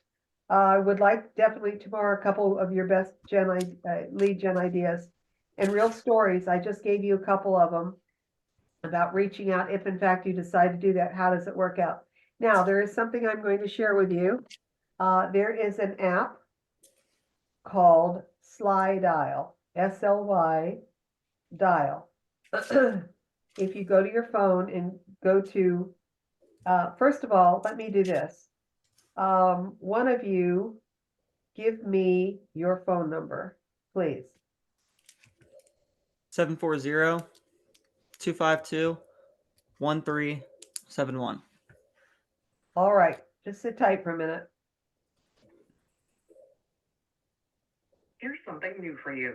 Have you ever hesitated to give out your phone number online? Whether you are activating a social media account, running a small business, or simply searching for more privacy in your life, Sly Number has you covered. To learn more, visit slynumber.com or download the app today. Sly Dial is now connecting you to this person's voicemail.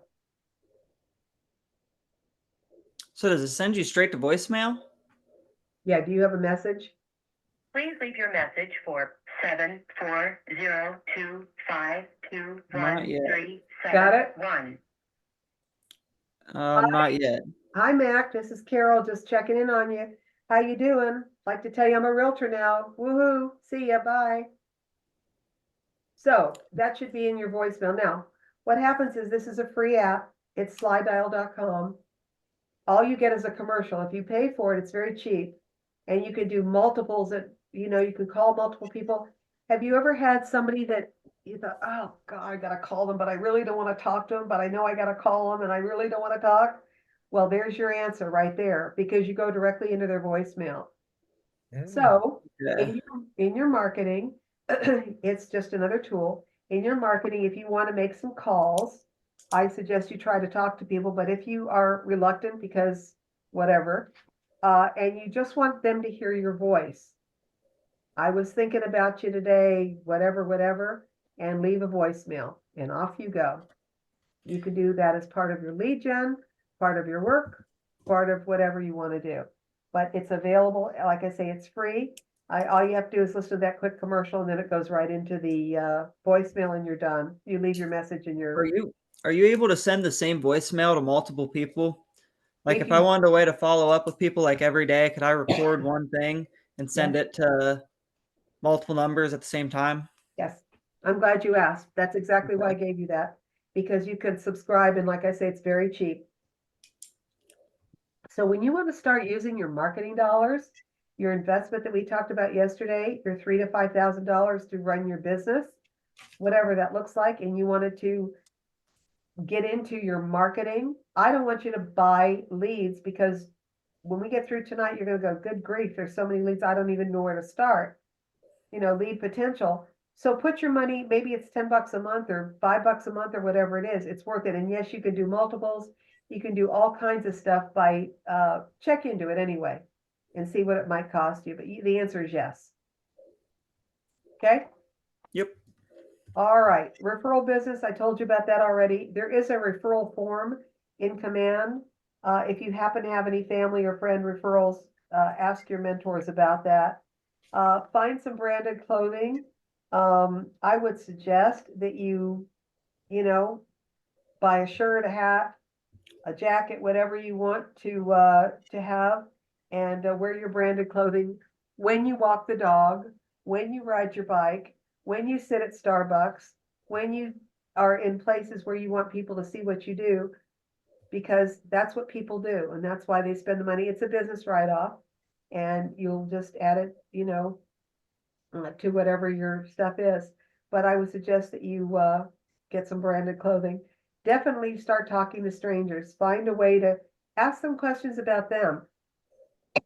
It's awkward. It's awkward just to talk to strangers.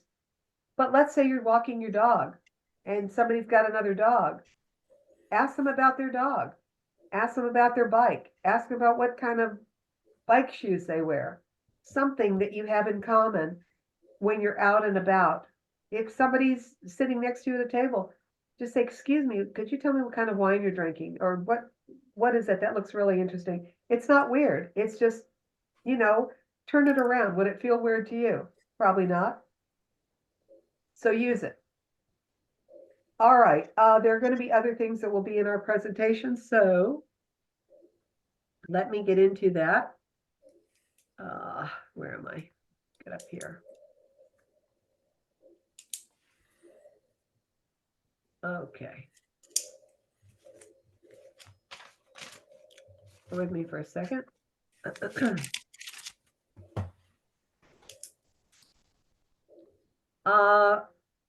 Mac, I'm gonna unshare your screen for me if you would, please. Oh, I'm still sharing. Yeah, I think so. Are you? I think so. It says I'm not. Okay, If no I worries. am, I'm not sure how to stop. No, that's all right. That's all right. I think I think we're good. So let's see. No, I don't want that. The next one.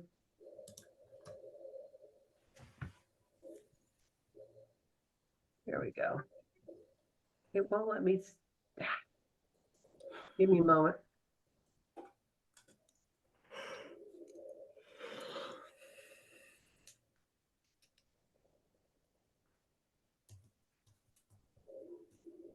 Oh, there we go. All right.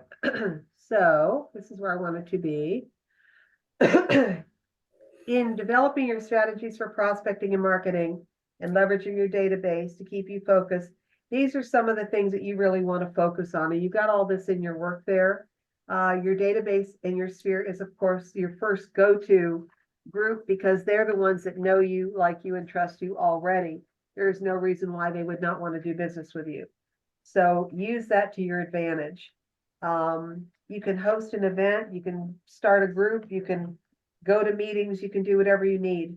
Farming is a term that's used to send out typically mail pieces or door hangers or things that are leave behinds that are in different areas. It's expensive to manage. I don't think I would do that immediately. Excuse me, it is an opportunity for you to do something later down the road. But you could think about what they call it geographic farming, where you maybe take an area like Zanesville and you put your name out there. But I would say there are many other ways for you to be out among them that are more fun and more interesting that probably get you faster results than throwing expensive things on the door. So, but it is possible. For sale by owner, that's what a FSBO is. And if you see a sign that somebody is selling it by themselves, excuse me, Would chances that be a are, good idea to like reach out to them if they are and try to absolutely. okay.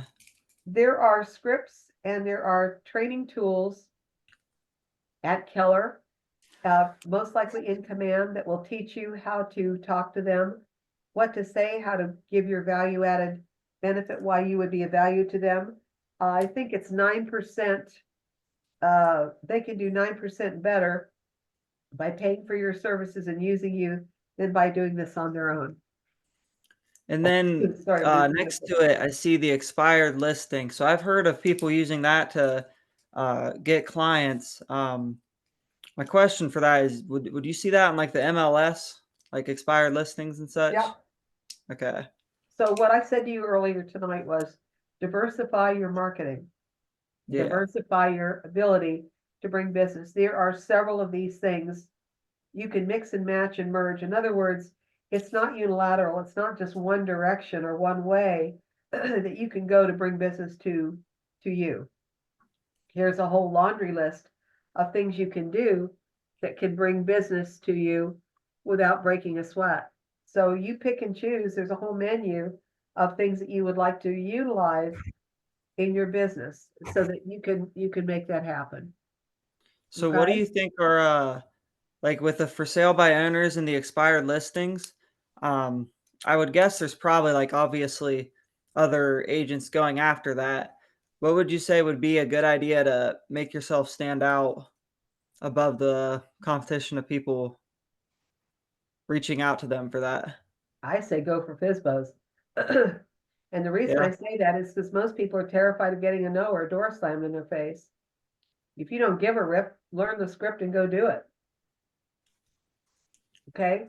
If you are confident, look, the thing that I'm trying to get you to the point to get you both to is that you feel confident in doing what you do. When you're newer, if you can't feel that confident, but as you go forward and as you do more and learn more, you become much more confident. Would I have you knock on doors tomorrow for FSBOs? No, but I want you to be trained. Listen, no guts, no glory, right? Right. So if you feel comfortable and you've got a spiel and you've got a thing to say to them, which you will, go do it. Why is that house still sitting there? What I would first do is, how long has that house been sitting there? Why is it sitting there? Price, condition, or location? 1, 2, 3. Probably it's price, because Mr. and Mrs. Seller think their house is the Palace Royale and that they priced it because they think they're going to get 50,000 over market price.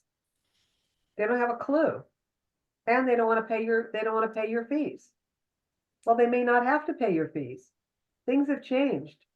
Sellers don't always, it's all negotiable. Everything is negotiable. All right? Fees are negotiable, they are not set. So you negotiate through what's gonna work for both sides. And who's gonna pay it? Maybe the buyers will pay it, I don't know.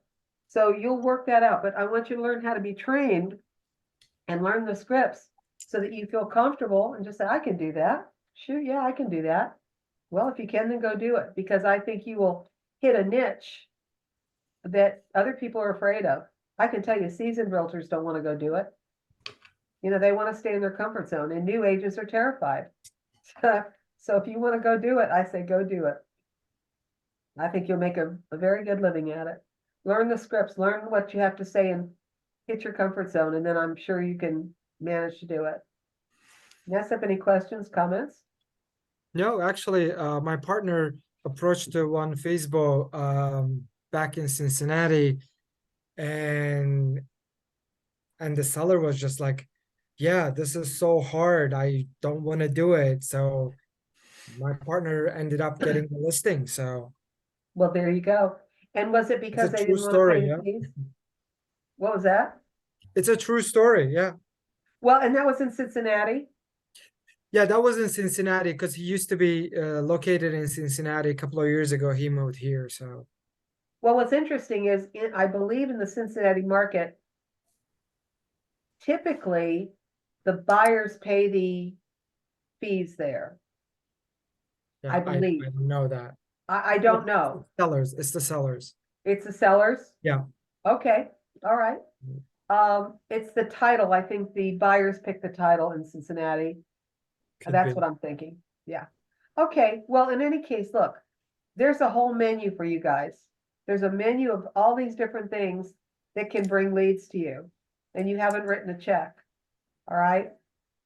So think about some of the things, social media. We just talked a lot about social media and the internet, prospecting to find different things, talking to people, going to places that you enjoy going anyway. Developing your current client base is through marketing. So you really have to define. We talked earlier, Mark, about you hitting maybe first-time home buyers, the youth market. Maybe that's where you want to start. I don't know, wherever you feel comfortable, you have to start looking at your business plan and your action plan and your marketing plan and weave that all in. You can see where last night ties into tonight, and what we're learning tonight will tie into tomorrow night, and we step up. Each of these evenings together is going to graduate us into the next realm so that it all makes sense. So what I'm saying is, by having your business plan and having your goals, you want to reach your goals, whatever they are, and you have your business plan, you need a marketing plan. Who am I marketing to? What am I going to do? How am I going to get there? What methods am I going to use? And so on. That's all in those 7 steps. Now you've got some things you can start to plug in there that make sense to you. Open houses. I won't talk to you about that until Thursday, but we're going to talk about the value of open houses when you're dealing with sellers. Don't miss that opportunity. It's a golden opportunity to have additional income. Contacting past acquaintances, we already talked about that. And then your Panera, Starbucks, restaurants, happy hours, and so on. Bike trails, dog walking, restaurants, whatever, the list is yay long as to how to do that. Business is everywhere. And Mac, you said it tonight, that you just got to talk to people. You've just got to talk to people. Don't be afraid to talk to people. You both have great personalities. Just say hi and ask them about them. If you show interest in somebody else, that's not weird interest, then they are willing to talk to you. Ask about something that you have in common. You have places you go, you have things that you do where you have a common place to start, and start with that and just talk to people. Try to talk to 5 new people a day if you can, because when you ask about them, they're going to ask about you, and it's all going to work out. It's going to be a very happy time. Are there any questions about that? Let me see. Make sure you do your intro letter. Yeah, that you want to make sure that you do your introduction letter, etc. Let's see. You want to have a 3-pronged approach. You should mail something. Now, these are people you already know. You should mail them something, says what you're doing. And then you should call them and just chitty chat about what you sent them and how they're doing and whatever, follow it up with a call. Remember, these are people you already know. It could be friends, family, whatever. So that shouldn't be a stretch. And then see them, get together. Invite them for lunch, go to their house, invite them to yours, buy them a cup of coffee.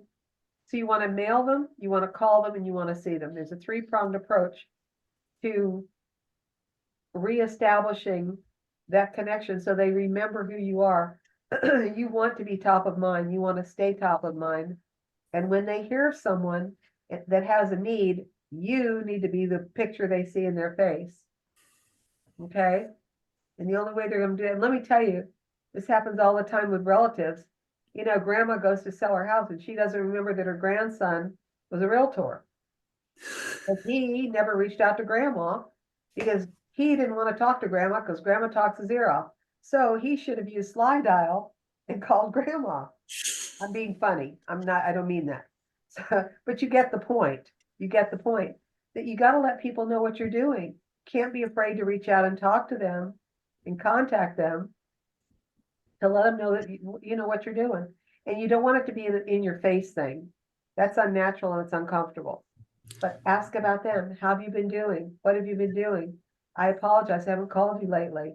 Tell me what's going on. It's the beginning of a brand new year. I made a promise I would call all my friends, all my cousins, all my whatevers, and just say hi and wish you a great year.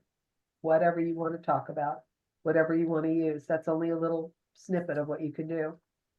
Comments? How we doing? Okay. So let's see. You're going to mail, you're going to text, mail or text, call and see them. Okay. We got all your lead gen. All right, let's see here. Oh, look at the next one. Let's see here what this is. Oh, look at that. What does that say? Not like we haven't talked that to death, right? What do we do every day? Lead I mean, generation. if you don't have any clients yet, you could pretty much just do that all day, right? You Like, do it all day and all night. there's not really anything else to do. Well, why would you want to do anything else? That's what I'm saying. Because, because my young friend, I believe that with your mindset that you probably will hit your 10 or 12 this year. I hope Maybe so. more. Well, no, we don't hope so. We know so. 20. There is no try, remember? Yeah. We're just going to go for it and do it. So be consistent. Look, don't exhaust yourself where now it gets boring and it's awful. Mix it up. Do a little in person. Do a little in your internet, your social media. Do a little by text or calling. Mix it up. Have a plan. Today I'm gonna walk my dog for a couple hours. I'm gonna take the dog to the dog park. This weather right now, get your butt outside with that dog. I am not kidding. This is when people are outside. If it's snowy and icy and crummy, we can't do that. You can get your bike out now, Ness, if you know that. If your bike is accessible, get out and ride it. I mean, these are things that we have available to us right now today. I don't know I guess we're going to get rain eventually, but the point is use the time you have to the best of your ability. And if you can get out among them now, that's the time to do it. 3 to 5 hours a day, no exceptions. We talked about the no exception. We talked about Gary Keller and his very rigid standards. And the training with Keller Williams is commit, commit, commit, to have that regimentation, to be disciplined, to get yourself out there, to understand I'm building my database and I'm lead gen. Database, lead gen, and I need to get over myself and make this happen. And if I have to stick something else on the side that's not going to bring me the kind of money that I know I can make with this, maybe that's the thing I've got to stick on the back burner. I don't know. That's up to you guys. But here are some of the topics that you can talk to strangers about. You can talk about things that are of common interest, lifestyles like restaurants, food, hobbies, just engage them in conversation. You just have to make sure that you can just be consistent and get out among them and be known and know people. do what you're doing. All right, let's go to. Let me move this out of the way. This is just telemarketing, cold calling. Just make sure that you understand the rules. Can you guys see the whole screen? Yes. Oh, I keep moving my little thing out of the way because it's blocking me, but all right, so just make sure that you know what the federal rules are. If you're gonna make cold calls, you wanna make sure that you're not violating any do not disturbs or calling when you shouldn't be calling people. Here's your first 30 days. That's what you're in now. Mac, you're in this, Ness, if you're beyond this, but it's not too late, is to create your database. Remember, we're trying for 5 calls or 5 input into your database a day for 5 days. Think about that. If you did 5 inputs into your contact database at 25 a week, that's 100 a month. You would have 100 in there a month. If you met a couple new people a day, plus people that you know, you'd hit that 200 in a heartbeat. And you talk to some of your friends at Keller that are seasoned agents, they've got 500, 1,000, 3,000, 4,000 folks in there because they built it up over the years. Now is the time to do it. If you start to go backwards in a year or so, if you're not committed to doing this, you'll never do it. It will be a big chore. If you start now while you're new and you just get in the habit of adding new people as you go along, you will just be sailing home free. You have no idea what a great asset that's going to be to you. So feed your database, send your intro letter, make your follow-up calls, get your business cards, make sure you get them out to strangers, add your contacts, potentially everybody you meet should go in your database as long as you get the information. Try to join a community group. It could be a food bank, it could be Rotary Club, it could be Chamber of Commerce, anything like that, a networking group. Find something in your area that you can join that's of common interest. And then you can do a postcard campaign, although that is costing you. Don't know if it would be valuable to you right now. That's part of that geo farming campaign. How much would you guess that would cost? What's that? How much would you guess something like that would cost? There are small postcards and then there are large ones. I would suggest you talk to your title partner because they can help you financially. But you Okay. have to look, you don't throw a postcard out there and get business out of it. You Nah. have to do it for 6 months, 9 months, even a Yeah. year. And it can be $300 to $500 a month. It can be expensive. So sit tight on that. We've got a lot more to talk about that's going to blow your mind. And I think you're going to be so overwhelmed with lead possibilities and where to go and how to do it. You're going to pick and choose from a whole menu of stuff that say, this works for me. Nah, not so much. Oh, I like that. Before we're done tonight. Okay. I'm telling you, this will blow you away. And I love this. Out of my 5 nights, I love them all, but this one I really get excited about because I think it shows how much business potential there is out there if you just go get it, if you're just willing to work for it. The Joe farming, the FISBOs, we've already talked about that, and open houses we're going to talk about. All right. This is just to drive home a point. What does that look like? There it is right there.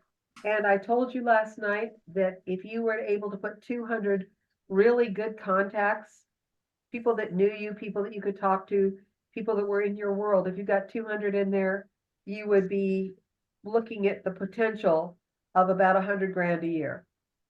If you work it and work it and work it the way you can and the way you will be able to. But your database is the golden key that opens the door to your business. You've got to make sure that you work it. And then of course, we have people that we know and people that we haven't yet met. And so there's one of you, but there's all these people out here of all descriptions that you can go make friends with and get to know, and they can get to know you and drive your business. So this is the endless possibility trail that you're on to get out there and meet all these people. And then here we've already talked about these things, is that in this situation, if you were to to put 5 people or talk to 5 people or give out 5 business cards every day, you'd have 100 a month potential that you've either talked to, that know you, that you know them, that you can add to your database, and so on. And it just grows exponentially. So it's a really good way for you to think about growing your business by definitely reaching out to 5 people a day if you can.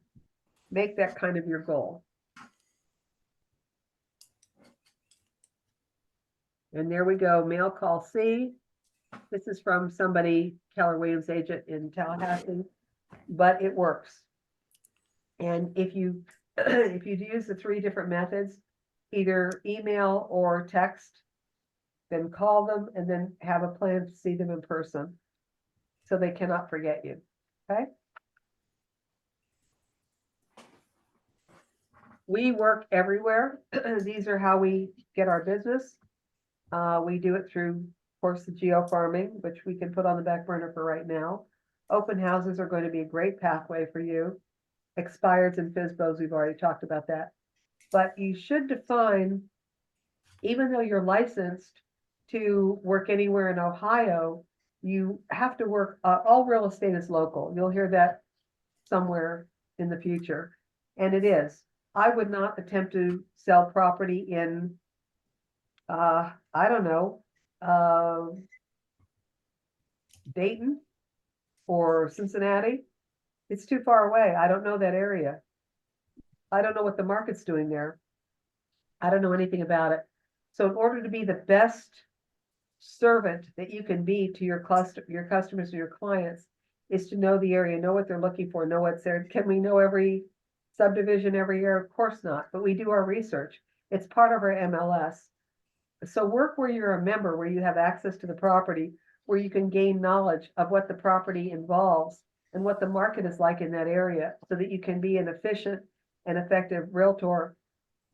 I mean, we already talked about the unholy alliance that we've had already with agents that are not doing what they're supposed to be doing. I don't know why. Hold on a minute. There we go. We talked to Nessip last night about his bad experience, pardon me, with realtors that got him into this profession to start with. And we don't want to be that realtor. We want to be, communicators. We want to be on top of our game. We want to understand what we're dealing with when we're dealing with it. In other words, we want to be the best knowledgeable participant in that relationship that we can be so that we can do the best job. And then we will gain referrals. They will fall in love with us. They will never want anybody else to talk to them or their friends or anybody else because we will have done such a great job. That is the reward that you're seeking and looking for as you go forward in this business. You want to be that person, that realtor. So work where you're comfortable. If you're outside of your realm, just refer it out. Refer out the business to somebody who knows what they're doing. If I were still in the business and I got somebody who wanted me to go show them land in Granville, I'd go, I'm going to find you the best realtor I can in Granville, because it's not me, because I would just be doing you a disservice. So think about how you're serving your clients and your customers to the best of your ability so that you can be really effective and that you leave a very good impression. Any comments or questions? I'm doing a lot of talking. Nope. Okay, we good? Yep. All right. You have some of these forms. I think you have the forms that I gave you, and then there are other forms in your packet, correct? We'll talk about. All right. Yeah, there's a bunch of forums on here. Okay, we'll go through some of them. I might have you, I'm going to share the screen in a minute and let you bring up some of the things you've got, and I'm going to talk about them because there's some really exciting stuff in here that we're going to go over. But for right now, let's go back to the contacts. Reach out to someone in your past. This is your business building. Last night it was doing your business plan and your goal setting and all that. Tonight it's think about someone you want to reach out to in your past, maybe from school, maybe from a business, someplace you lived or whatever. Do a video or Facebook Live. That's fun. You both should be doing that. And I know, Mac, that you know how to do that. So think about a theme or what you might want to do. I'm telling you, if you use your dog on a regular basis and make him the star of the show with all kinds of little vignettes, you will have a winner for sure. And get people to comment on it. Get the people involved when you do these videos or these reels.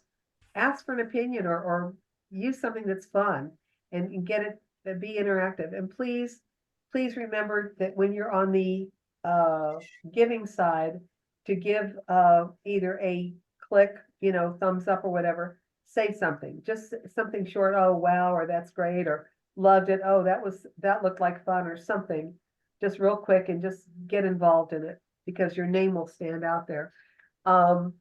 Bring your best lead gen story tomorrow and we'll talk about it, one or two of them.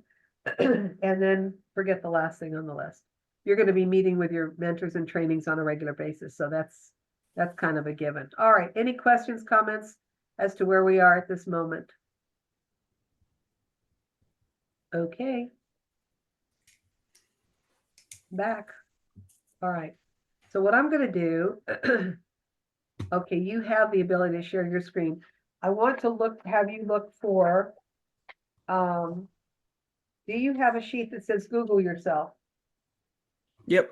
Okay, so we talked about a lot of this.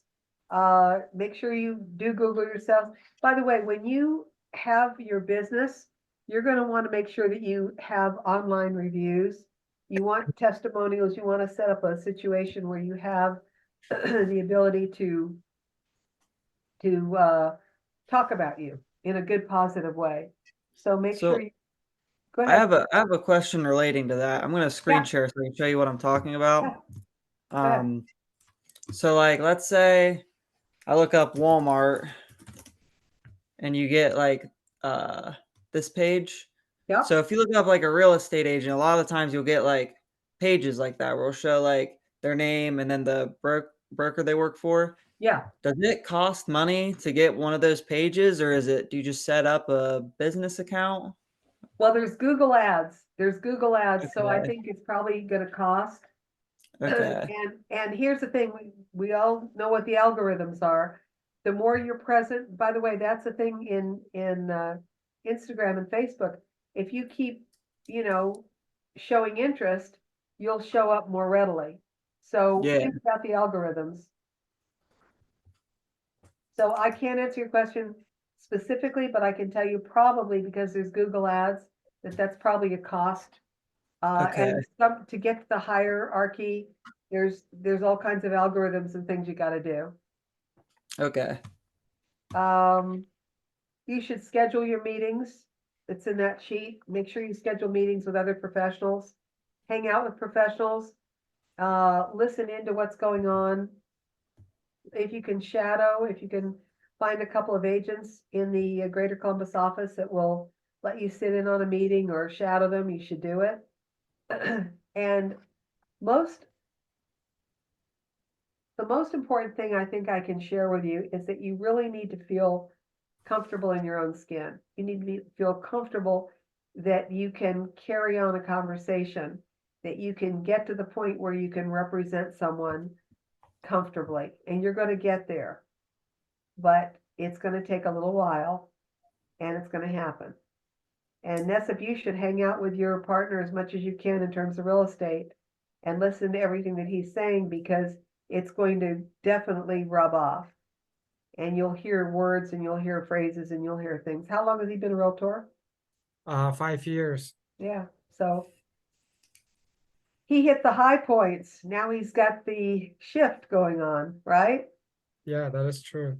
Yeah. Okie dokie. Well, again, we're looking, do you have a sheet that says Mets and haven't Mets? Yes. I'll tell you what, Yep. do you both have the same sheets in the same order? Mm-hmm.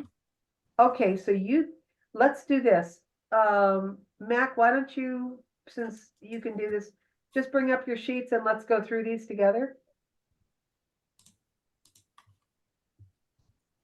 Okay, 9 myths.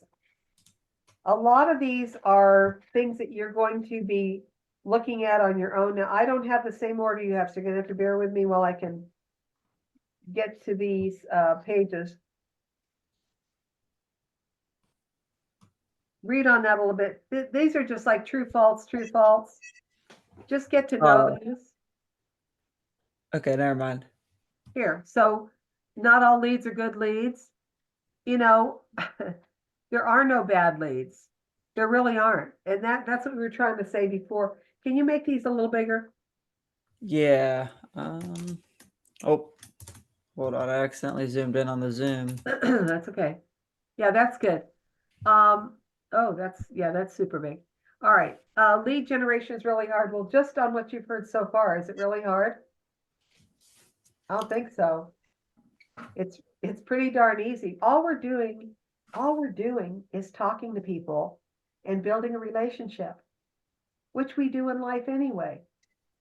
But now we're doing it with a purpose. So if you think about it, that lead generation is nothing stepping outside of our comfort zone. We already talk to people. We talk to people about things we have in common, about things we'd like to know more about places we go, things that we have. And we have to find that common thread and pull on it. And once you do that, you make those relationships work. Everybody wants to feel comfortable. If you start battering people with real estate right in their faces, they're going to go, get away from me. You know, I mean, unless they specifically come to you and ask you about talking about real estate, you don't have to talk to them about real estate instantly. I mean, you want to, but ask about them. Always show interest in the other person. Find out about them. Let them talk about themselves. And they will ask about you. Tell me about you. So I think you have a way to connect, but lead generation is not hard. I don't have time. That galls me. You don't have time because you're not taking the time. If you don't have time, you're not taking the time. So we have to prioritize and figure out, what are we doing here? When am I going to work on my business? When am I going to start generating my income? And how committed am I to do this? Number 4, if I do a good job, people will just come to me. No, they won't. They'll forget you in 2 minutes. If you don't, look, here's a saying I like to use. People love you until they don't. And when you are out of sight, you're out of mind. They'll forget you because they'll dial for dollars. If you don't answer your phone in a timely manner, they'll call somebody else because they want what they want when they want it. Same thing with part-time realtors. If you're part-time and you're not available, they're going to dial up for somebody who is available to them. Because when they want to go and the fire's lit under their bottom and they want to buy, they want to go now. That's simple. So you have to be available. Okay. And I can't lead generate because I don't know what to say. Just be natural, be normal. You know, talk about things that you have in common, what people want to know about. And again, lead generation is a set of tasks. You will learn what to say. There are scripts. You'll learn the right things to say and the right things to do, and you'll feel comfort. And when you get to your comfortable position, you'll be able to do anything. It won't be a stretch anymore. Look, if you get into a different job, if you went to work for somebody, you'd have to learn how to do that job too. And you wouldn't be comfortable right away either. You'd have to wait until you're comfortable in your skin in that job, and then you would just go on from there. Okay, keep rolling. See. I love number 6. I have enough business. I have no idea who would even make that comment. So we'll go beyond that. That's just baloney. I don't like money. What's that? They don't like money. And it's not even about the money. It's about the relationship.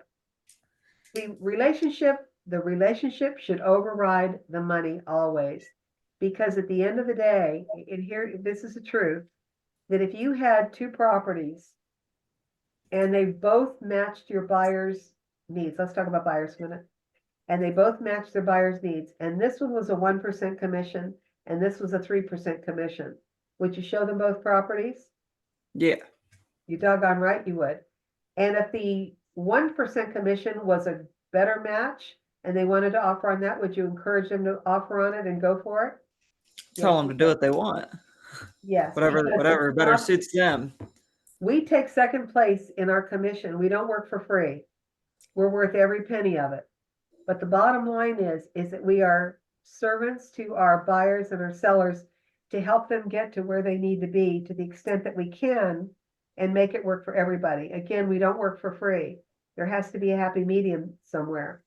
But to say I have enough business, okay, then give it to me. I'll take it. Retire. Yeah, I'll meet that person.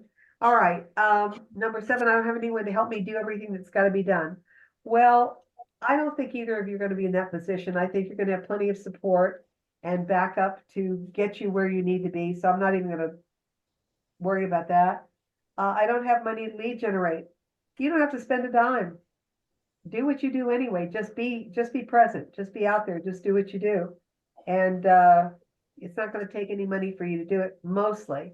Now, do you have to buy a cup of coffee? Do you have to buy a sign? Do you have to get a shirt? Yeah, maybe you have to do all that, but you'd have to do that anywhere you go anyway. So it's not a stretch to do it. And then maybe I'm not a natural lead generator. You have a mouth, you have a brain, you have a personality, you have a story. Yes, you have a way to lead generate. So that is just ridiculous. Everyone is a natural lead generate. We do it anyway. You know, when we're children, we're negotiating from the time we're born. We negotiate to have people help us and to wait on us, and we negotiate our way through life. So we're already in that mindset. So this should not be a stretch. All right, what's your next one? That's the part I'm on now. It's the introduction. Okay, the power of one. Yeah, that's just a kind of a proverb thing. It's out of the MREA book, the Millionaire Real Estate. That's the red book that you'll see around there. If you haven't read it, you should try to read it. Is it the book they gave me for free at the meeting that I first went to? Is it a red book? Yeah, it's a red book. It's the Millionaire something. That's the one, Millionaire Real Okay. Estate. Okay. That is the book that everybody talks about that you'll probably read 5, 10, 20 times. Earmark it, highlight it, circle it, use it and read it and read it and read it, and you will be highly successful. All right, let's move on.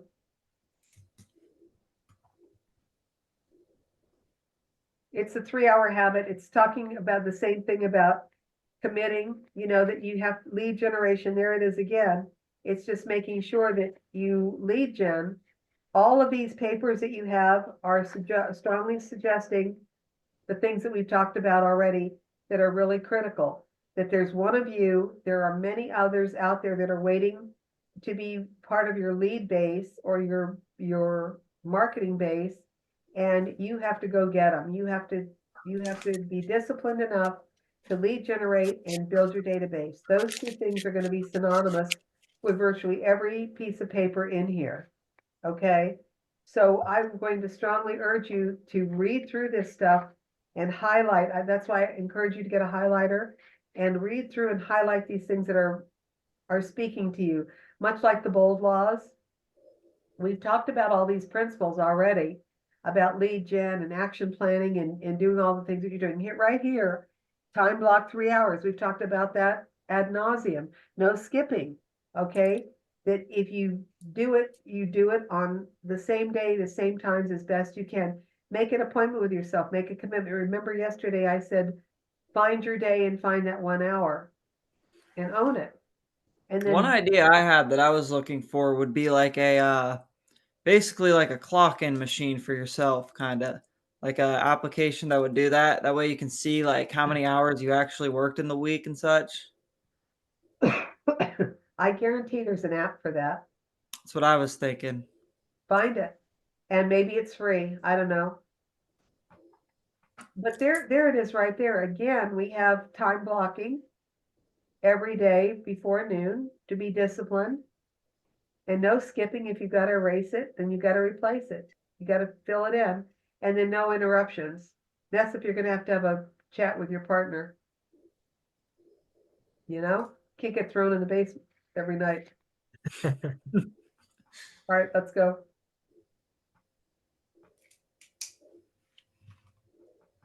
You go on to the, yeah, let's go on to the next one. Okay, so this is a commission sheet for referrals. It's just something that I just want you to be familiar with, that when you have a referral, that you want to make sure you fill this out. This will be in Command. It'll be in Dotloop probably, and you'll fill it out, and you get the other person to sign it, whether you're on the receiving end or the giving end, depends on the transaction. But I just want to let you know that that's there. You can go on. Are you only allowed to pay an agent for a referral? You must be a licensed agent in whatever state you're in. Okay. You must be a licensed agent in good standing. Let me just put it that way. Okay. You can't be under ethical, Well, I just wondered, like, if I knew somebody that gave me a referral from like another state, if I was allowed to pay them if they're not an agent. Absolutely, they'll fill that out. Okay. Yep. Yep. Now, remember, all of the payments are made to brokers. You don't get any payment. So you Yeah. get paid by the broker. So if you have a referral, it's from brokerage to brokerage. And then it's Okay. the agent, and the splits are there, okay? Or am I skipping over this part too? Yeah. Okay. Now, Mets and haven't met, it just amplifies who you've met, who you haven't met. This gives you an idea as to who some of the target groups are. You know, the general public, obviously. And then the Mets, these are people that you already know that are already in your circle. Could be friends, family, maybe somebody you play baseball with, somebody you ride bikes with, and all that stuff. And it goes in and talks about all the different people that are in your world, in your life, because we don't always recognize the people that we already know that are in our world. We just take it for granted. Once you start to pick through it. And I think, Ness, if you're looking at some part of that now, I think as you go through and putting your contacts in, you know, what do they mean to you now? Where are they in your live stream, etc.? So, Exactly. Yep. all right. These are just the different types of things. Your Mets, you repeat, you stay with it, and then your referrals and so on. And then your haven't Mets are your new ones, but you want to get those over into your referrals. So you're going to want to have new people referring you, people that maybe don't need you right now, but they know somebody who could use your services. So you've met them, and now you want to throw them into helping you with referrals. Lead gen, we've already talked about this one.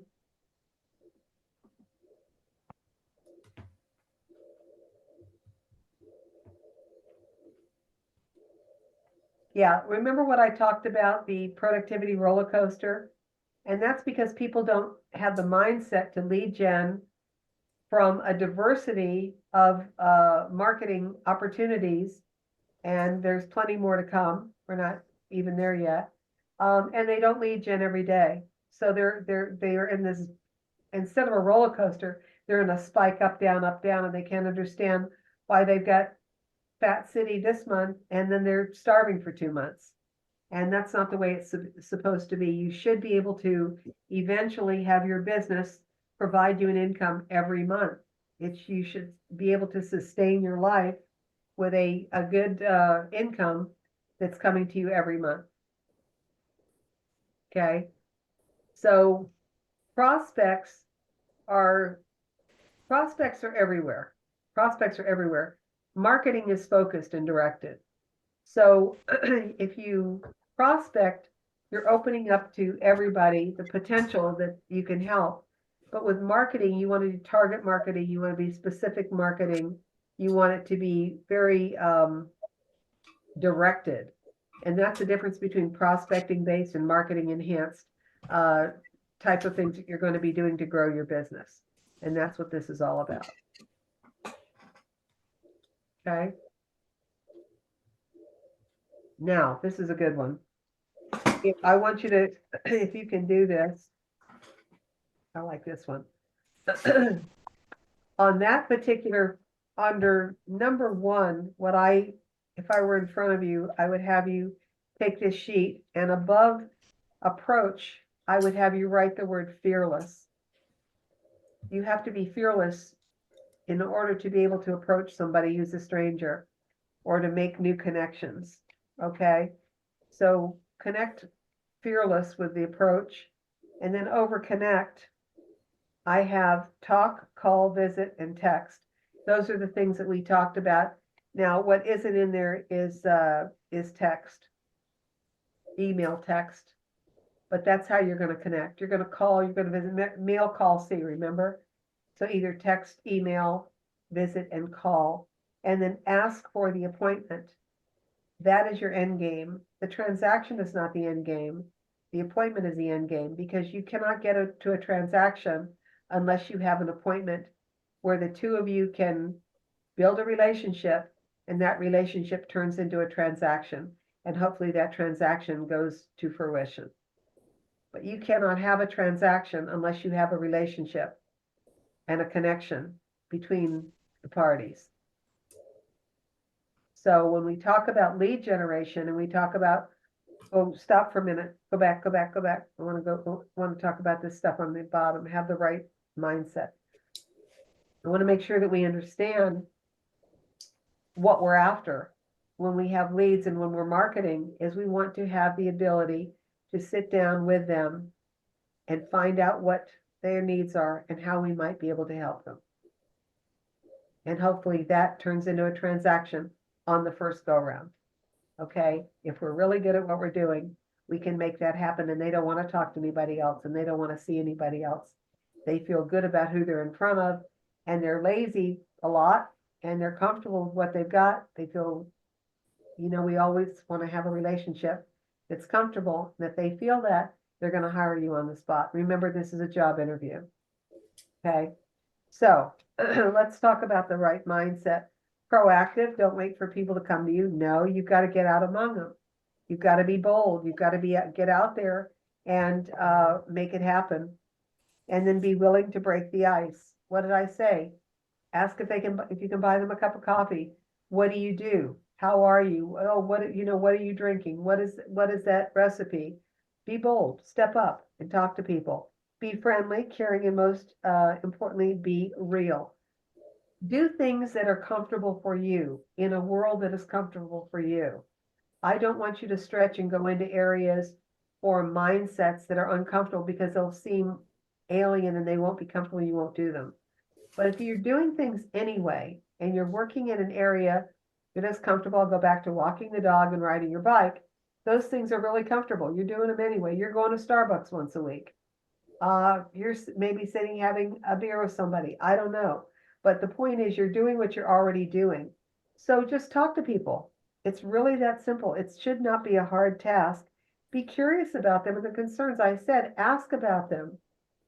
Ask about them. Maybe they're wearing something that's really, I saw your Dallas shirt on tonight. I started right away talking about Dallas, didn't I? Yep. So did that put you off? No, we had something common to No. talk about. We were talking about football. And it Yep. just went from there. It was very natural, very comfortable. At least I think so. Yep. So that's the kind of thing I'm talking about, is it find something that you can attach to that might be comfortable to have between the two of you, and then just launch from there, and it will just go wherever it goes, and it will go in a very positive way. Be ready to give positive feedback, see where the thing goes, and be confident. You've got to be confident. This whole exercise, these next few days together, are going to try to give you information so that you're going to start to build your confidence and say, I can do that. I'm comfortable there. Yeah, that sounds familiar. Yes, I can certainly handle that. Lead generation, if you hear it, sounds like a monumental task. And I promise you, by the time we get through with tonight, you're going to go to bed thinking, that was really cool. I've got so many ideas right now. I don't have enough time to put into play all the different lead ideas that I heard about tonight. That's how easy it is. But we always put up a defense or a wall about, oh, it's going to be really hard. I really don't know what I'm going to do. And I'm going to spend so much money. No, none of that's real. So think about some of these things and then be ready to connect. You've got to be ready to connect. They will lead you there, or you've got to lead them there. And then you've got to make that connection. You've got to ask for the appointment. What are they telling you? If it's not them that's ready, there's somebody else who is. Maybe all three of you, maybe all of you get together and meet. I don't know, whatever the connection is, but be ready to connect and be ready to make it happen, because for you, you want the appointment or nothing else will happen. All right, we can move on from there. Same thing, keep going. There's a lot of duplication here. That's all those, just go through all those slides.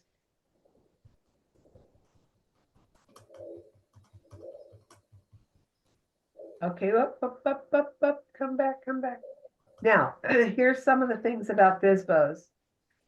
This is really kind of simple. Know what you're gonna say. Here's what I would tell you. The first thing you want to know is how long has it been on the market? You've got to find out if it's been on the market more than 2 weeks, why? Why is it still sitting there? And again, you can write these things down. I said it's price, location, or condition. Probably it's price or condition. You can't pick it up and move it. So if people don't like the location, they're not going to be interested in it anyway.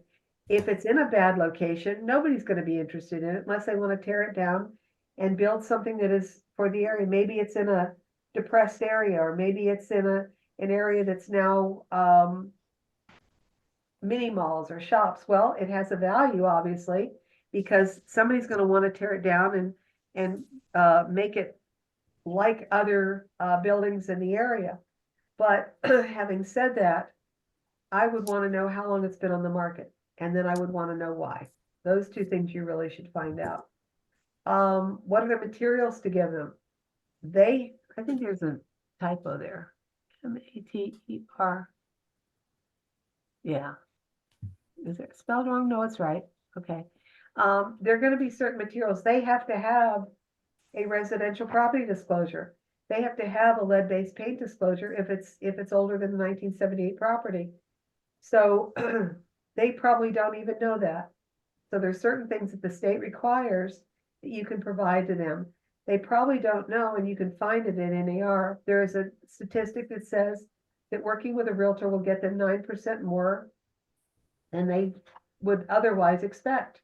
Most likely. Don't know, but most likely. Creating, some of their customized materials, setting your goals, and then all the different things that you have to do. So anyway, knowing what you have to say, there's probably a script for you to learn. And if you, Mac, if you really want to get into FSBOs, there's a good text there for you to think about getting your. So this is the script right here? Yep. Okay. So all of this, give this some real serious thought, because you're thinking about going into that arena. That would be very helpful to you. All right, what else do we have? Geofarming, we've already talked about. Now, here are some things that you should think about if you're going to get into geofarming. I don't recommend it right away. A farm is not a farm, it's an area. And so if you wanted to farm a certain, I'm losing my voice now. If you want to farm a certain neighborhood or a subdivision, then that's what they call a geographic farm. It's an area that you want to market to, but it's not a farm per se. Okay, let's move on beyond that. This is where I want to go. Okay, this is going to blow your mind. The bold mind jogger. This is out of the bold session. If you back down, come down just a little bit, if you will. If you look at what this is. Did you say go down or up? No, you're perfect right there. If you look at the top 20, I would think right now, I'm going to stop, rest my voice for a minute. I want you to pick out 5. You can do it by number. Pick out 5 that you can relate to immediately. Look at the top 20 and pick out 5. I'm going to be quiet for a few minutes.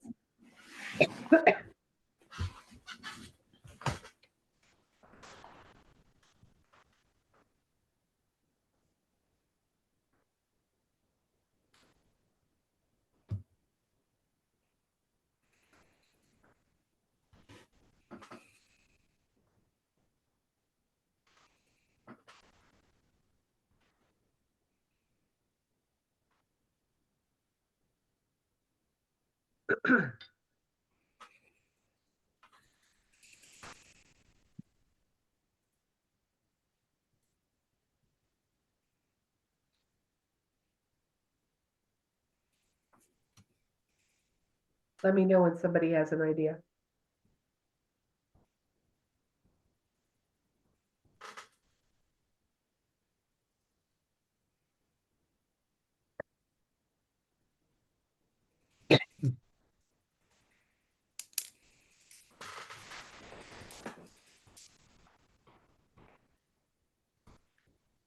Would you have thought of these things on your own?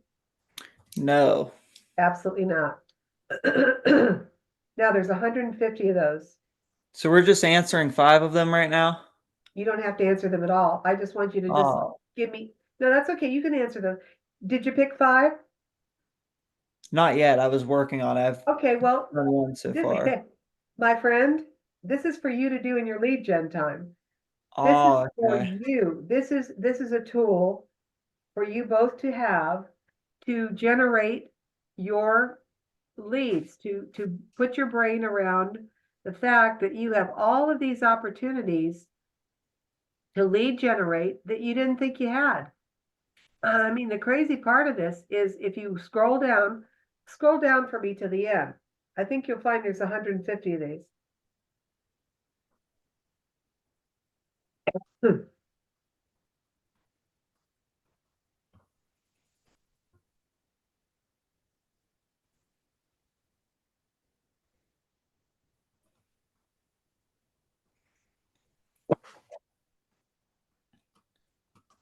Gives you some ideas of things to do too. Like I said, like, who do you know that golfs?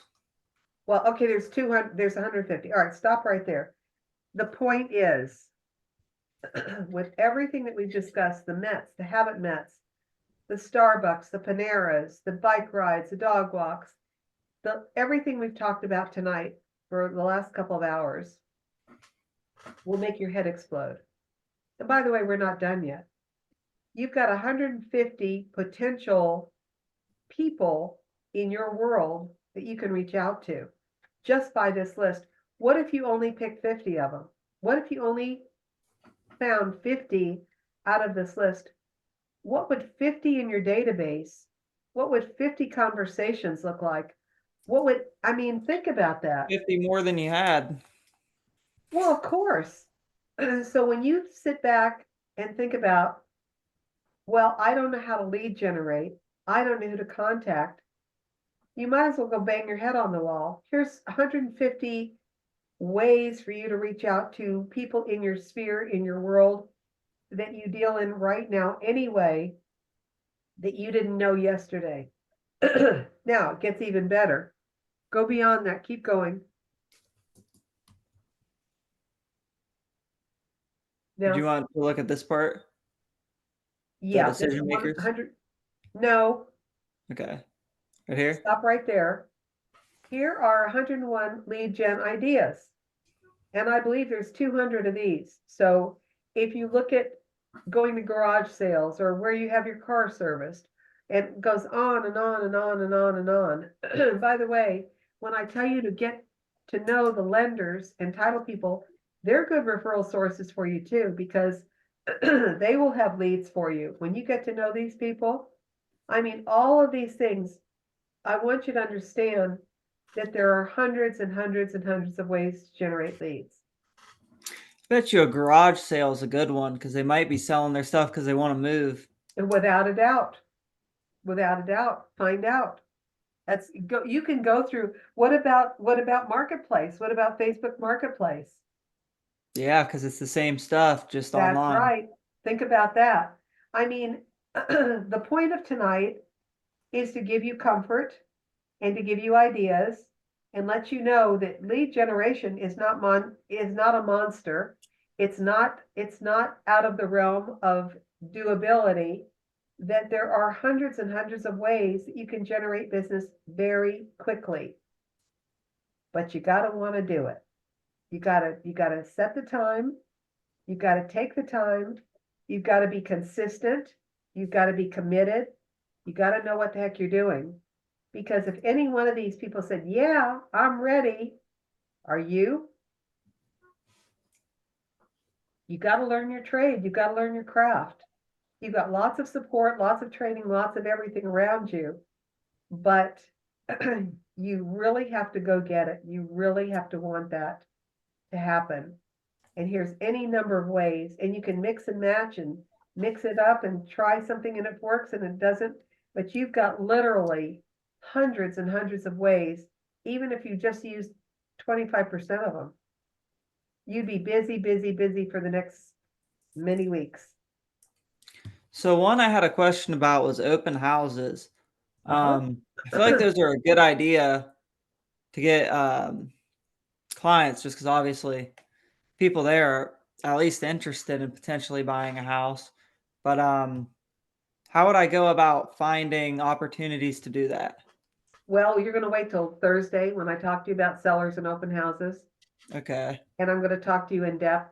Doing open houses is an art form. It has to be Yeah. done right.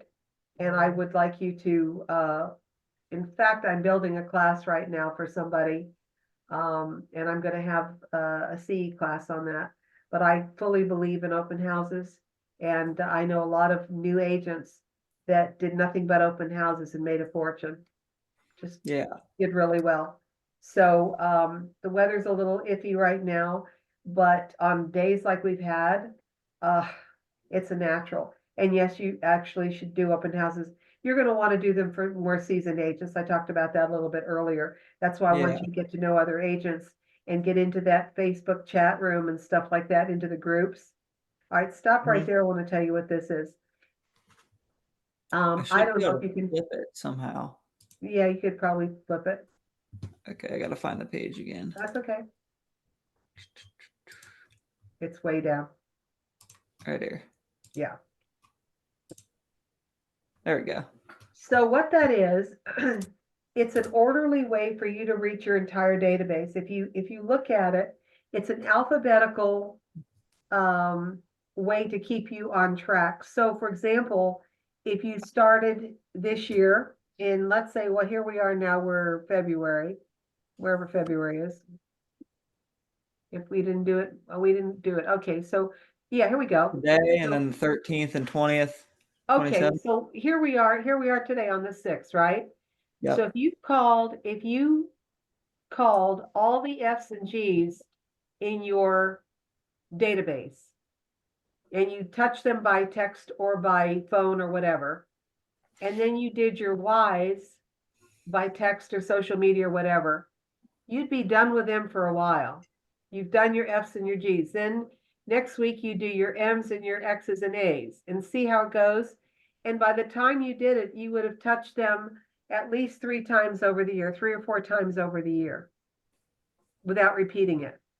So it's an orderly way for you to reach out. It says right here, if you haven't created tags, which you can do, you want to have touches, and you want to make sure that the touches are across the board to everybody. But what you say to them and how you say it is dependent upon how you've tagged them. You might have buddies that you play sports with or go to ball games with or something, or some you went to school with or whatever, people you hang out with. They'd be tagged one thing. Others might be customers or cousins or relatives or grandparents. So you tag them, and you can have more than one tag. And so if you call up, I want all of these tags, and you want to send them or text them, there's an organized way to do this. But this is how it keeps you on schedule, so that as you go into your days, this is every week, it gives you a chore on that day every week to touch. And so you can touch everybody several times during the year by using this method. Just Is it bad to do it more than once a week? Like, do you think they find it I wouldn't. annoying after a while? You don't have to. I mean, what are you going to say to them more than once a week? You're going to think you're bugging them. Yeah. And you have to find something to say or do. You have to, why are you calling me?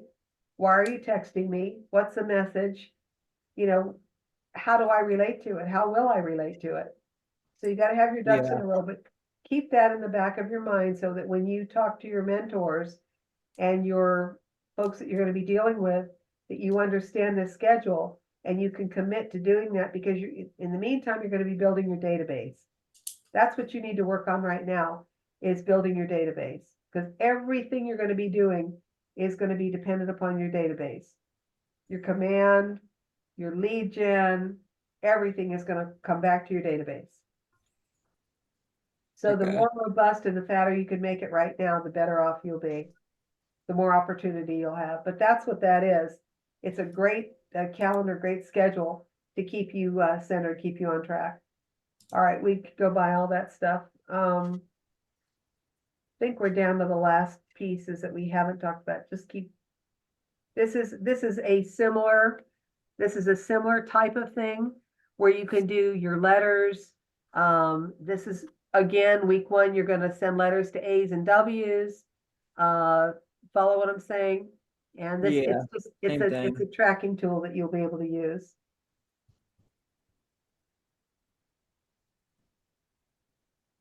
We've talked about all of this tonight. This is stuff for you to reference, to talk about, to have in your book, to refer back to meet with your mentors and your trainers. And we've talked about all of this stuff already. Looks like we might be done Is with that? at least looking over this stuff. I didn't see anything else. It was all I slides. think we've hit it. The last two pieces I want to be sure that we hit, because those I love. And that's when we talk about those lists. We talk about the bold list that was given to you that has 150 ways, and then another 102. Find that again for me, if you will.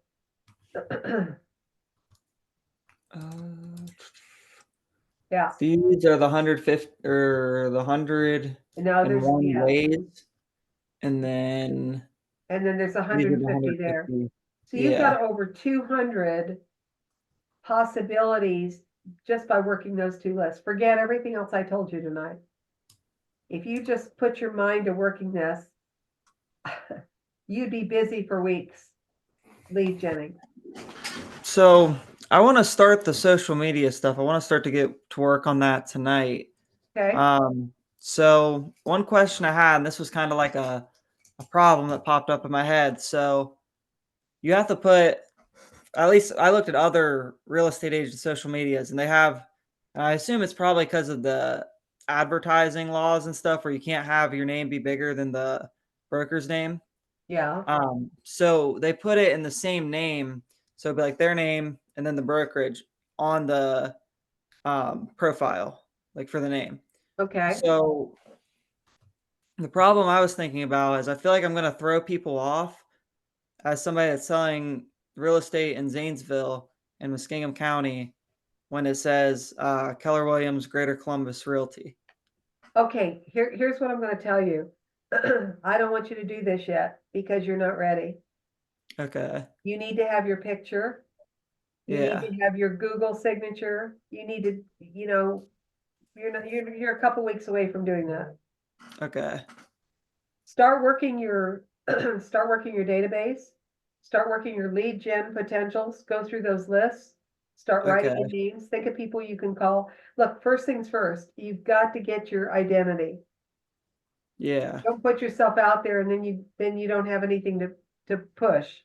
Get your identity, take a breath, and get through this week with me. And then have a plan. Start a plan as to what you're going to do next week and the following week, Okay. and then start to build your database and start to get your marketing lined up. And you'll be ready Okay. to hit the ground running. So then I think like some good ideas to start with that I could do maybe during the day this week would be like getting my picture taken and stuff then. Those types of things. Absolutely. Okay. Absolutely. ASAP. Okay. Are you meeting with Pam? Who's meeting with Pam? Nessa Yeah, Flush. so that was something I need to talk to you about. So tomorrow I won't be on here live. I'm gonna have to catch the replay because there's a training in person that they're doing that I have to go to, and then I also have a meeting with Pam at 4. Okay. So I'll be back on here live Thursday, but I'll be watching the replay Wednesday. So you won't be able to be in tomorrow night. No, I will be at the office. There's another training. I'll check to make sure, but I believe they said it's tomorrow night. Yeah, every Wednesday there is 6 to 8. There's a training at the office. That's every week. Yeah, I'm meeting Pam 3 to 4 tomorrow, but I can make the class after that. Okay, I'm wondering if I shouldn't postpone. I'll talk to Rachel and Pam about it. Let me reach out to them in the morning Okay, and, Yeah, so the class is it's at the office from 6 to 8 yeah, that's on the every 7th. week they have some sort of class. and 6 to 8, you probably should be there. Yep. So I would forego my class, which is important, but I'd push it a day. So what I'm saying is I think I could do buyers. I'd like to do buyers Thursday and sellers Friday. And then we can go over contracts or not go over contracts, and I'll talk to them about that. Because Mac, you're not even ready for contracts right now. Maybe we can combine buyers and sellers Thursday, We could, combine those two, put them in one day, and Friday we can still do the contract. So in that case, we would complete the whole thing. all right, let me see what I can do for you, because I don't wanna short you any Yeah, information. But because there's only two of you, we go kind of fast anyway. Yeah. Yeah, my time is never exact. We give it 3 hours. It could be 3.5 hours. It could be 2.5 hours. It just depends on what we're dealing with. So let's do this. Let's not meet tomorrow night. I want you guys to go to those meetings. And then let's meet 5 o'clock on Friday. Sorry, Thursday, and we'll do buyers and sellers together. And I think that'll work. And then we'll do the contracts on Friday. Since we're And it- doing 2 in the same day, will we be getting on early or are we No, 5 okay. o'clock. Okay. I'm teaching for the state on Thursday and Friday, 5 hours, Okay. virtual. So if I'm a zombie when I get to you, forgive me. We'll Okay. make do. All right, you guys, look, tonight was a lot to process. It's a very intense, part of what we do, but it is your life. It is your lifeblood. Nothing happens without lead gen. So think about it and bring me, what I would like, Thursday is I'd just like a quick recap on what you think. I'd love your idea, Mac, about your, video, what you're gonna do. And then Ness, if I'd like some more ideas about, your Starbucks, maybe Thursday morning you'll go have a cup of coffee or something, who knows? I will do that. All right, you guys have a good evening. Thank Too. you, Cole. See you guys. Bye. Night, See ya. see ya.